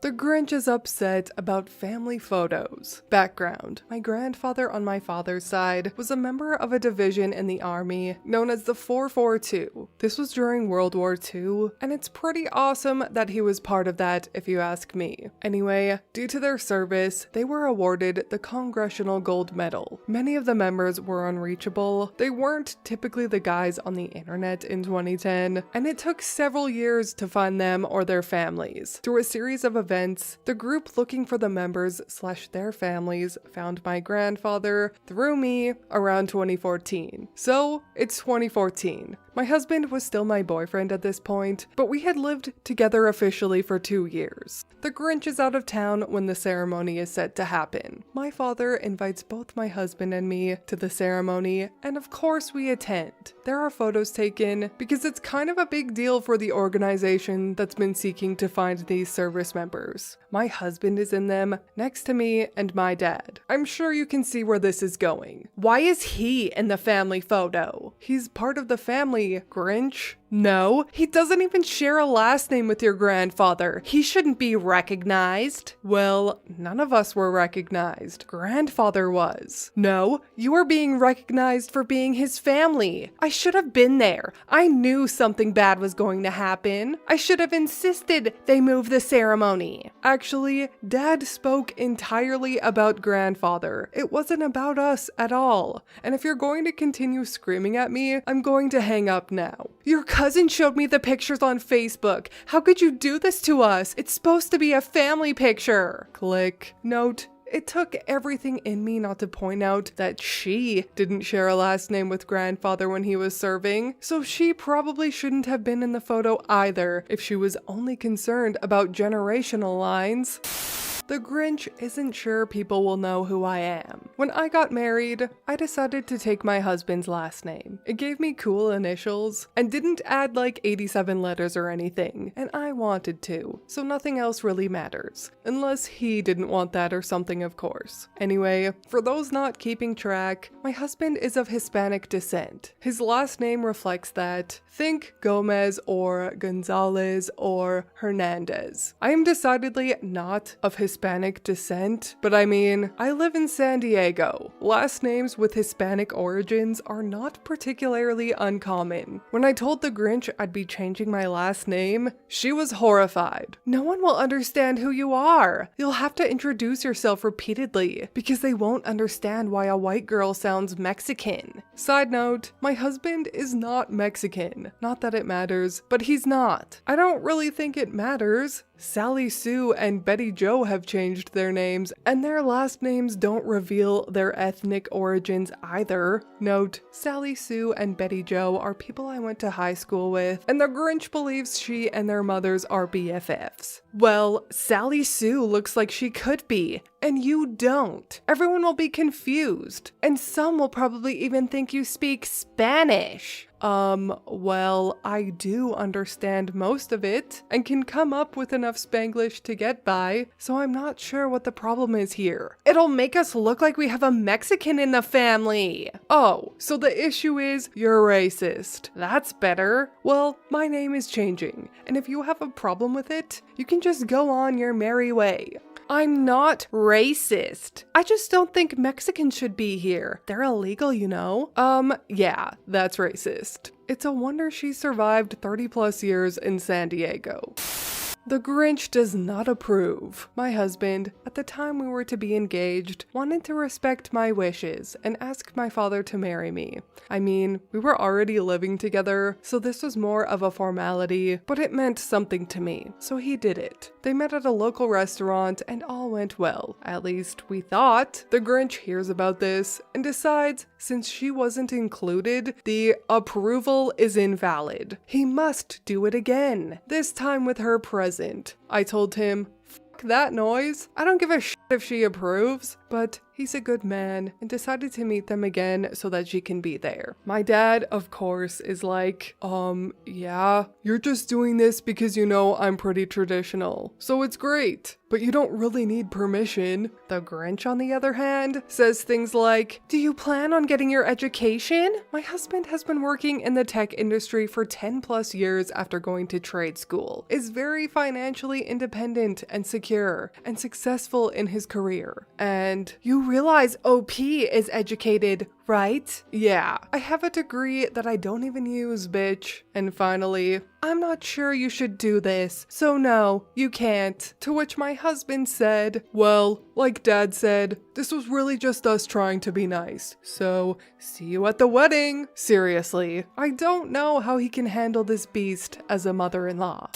The Grinch and my wedding, or how she tried to take credit for my party. My husband and I were married after a 1.5 year engagement because we paid for the wedding ourselves and needed time to save. We had the wedding we could afford, and by all accounts, we threw a good party, which was my goal. The Grinch had very limited say in this wedding, which is one of the main reasons we paid for everything, but she did make her efforts. We had several pre-meetings with the venue and coordinators. During these meetings, I stressed that the Grinch was to have no say. She sure tried to set things up behind my back and visit the venue all on her own. She was allowed to visit, but they didn't take any of her shit and just said, OP and her husband will have to approve anything you're asking for. Ha! The only thing I did include her on was the cake, because I hate cake and do not eat it. So she and my husband got to do the cake tastings and pick the flavors. I picked the design because Lord knows knows she would have picked some monstrosity like this, which is pretty if that's your thing, but it's not mine, and not really something that went with the style we were going for. Anyway, the wedding was lovely, and many of the guests commented on how they had never been to the venue, even though they had many San Diego weddings. I was happy to hear that, because I chose the venue for many reasons, one of which that it was different than the typical 4 or 5 places the people in my circle have gotten married at. All lovely places and beautiful weddings, of course. They expressed how they loved the view of Petco Park, and it was so neat to see from a different angle. The Grinch really did a great job finding this place. Record scratch. She what? She said she did all of this. It's really quite lovely. Though, she mentioned being upset about not being part of the dress purchase. Oh, yeah, I found this online, so there wasn't much of a process there. And I found the venue and chose it out of 3. She wasn't there for that either. Just me and my husband. Oh, but she paid for it, right? So you're not in debt? We aren't in debt, but we paid for what we could afford, without the Grinch. At this point, her friends who know her too well gave me a knowing look and smirked. Later, one of them even said, I had a feeling she was making that up, knowing her style versus yours the way I do. And that's the story of the Grinch taking credit for my party.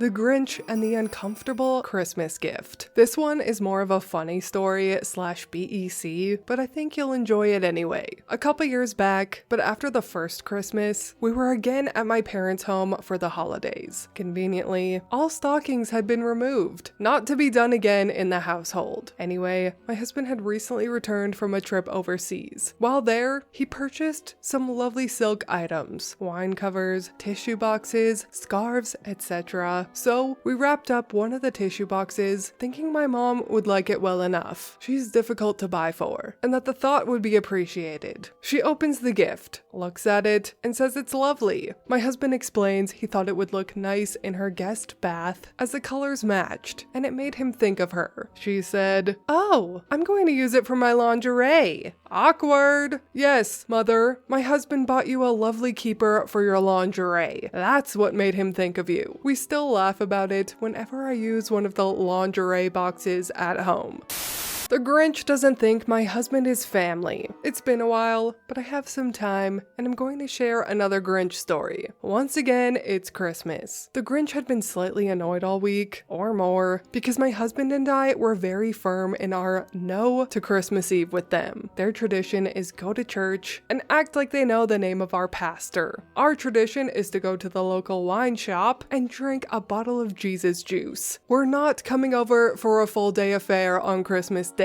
Side note, a regular just meetup for dinner with the Grinch lasts approximately 4 hours, so holidays can be long, very long. Anyway, we say we'll come over early for gifts and such, and then have dinner and head home. As it is, that means we're probably in for 6-ish hours with the Grinch. We arrive. My husband offers to play Santa, aka hand out the presents one by one so each person can open one gift at a time. The Grinch is horrified. You will not play Santa here. You're a guest. Family plays Santa, not you. My husband and I had been married for about 8 months at that point, together for nearly 7 years. He being him, and not one to really give a shit, said something along the lines of, "Good thing I spent Christmas Eve with my family then. It's more important to me anyway." The Grinch blinks. You only spent it with OP. Yes, my family. At least the family that's in town. And then I handed out presents for everyone. The end.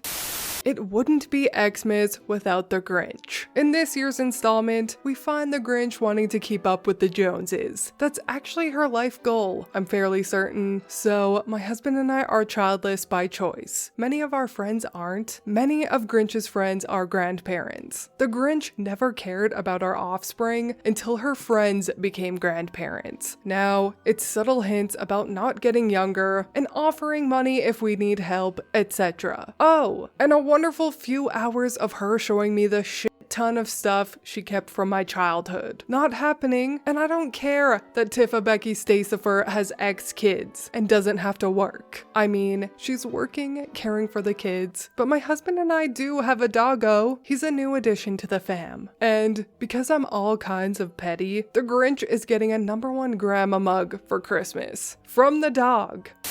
She actually asked that. As a reminder, the Grinch is my mother, Mill to my darling husband. We're a family that disagrees about everything politics related, so we were naturally talking about the upcoming elections and voting. My husband does not vote. I've spent 10 years trying to get him to vote. It hasn't worked yet. My husband is also Puerto Rican. Cue the Grinch. Are you even a citizen? This bitch really asked my New York-born husband if he was a freaking citizen. She then said something like, "I didn't know if Puerto Ricans got citizenship." Which, okay. I guess you might not know that because you live under a rock, and probably think they're not American because they speak more than one language. But, you know where he was born. New York. There shouldn't even be a question. I seriously can't even with her right now. We're very much considering limiting contact. Edit. I had always given my husband the choice as to whether or not he wanted us to go low contact or no contact with my mother. He is unfazed by, well, basically everything, so her antics never bothered him. He told me that it was my mother, so it's my choice. But after posting all of these stories and seeing your guys' comments over the past 1.5 years, I've realized that maintaining a relationship with this woman is not fair to my husband. Even though he insists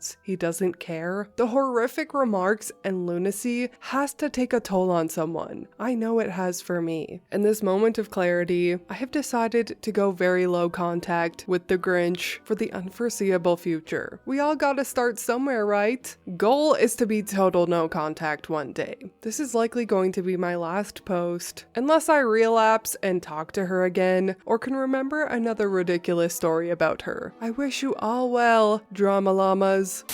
Well, there you have it, the best stories of 2022. I hope you enjoyed this Reddit story compilation, and I really appreciate all the support you guys have given me in 2022. Love you guys. Here's to another year of Reddit stories. Bye!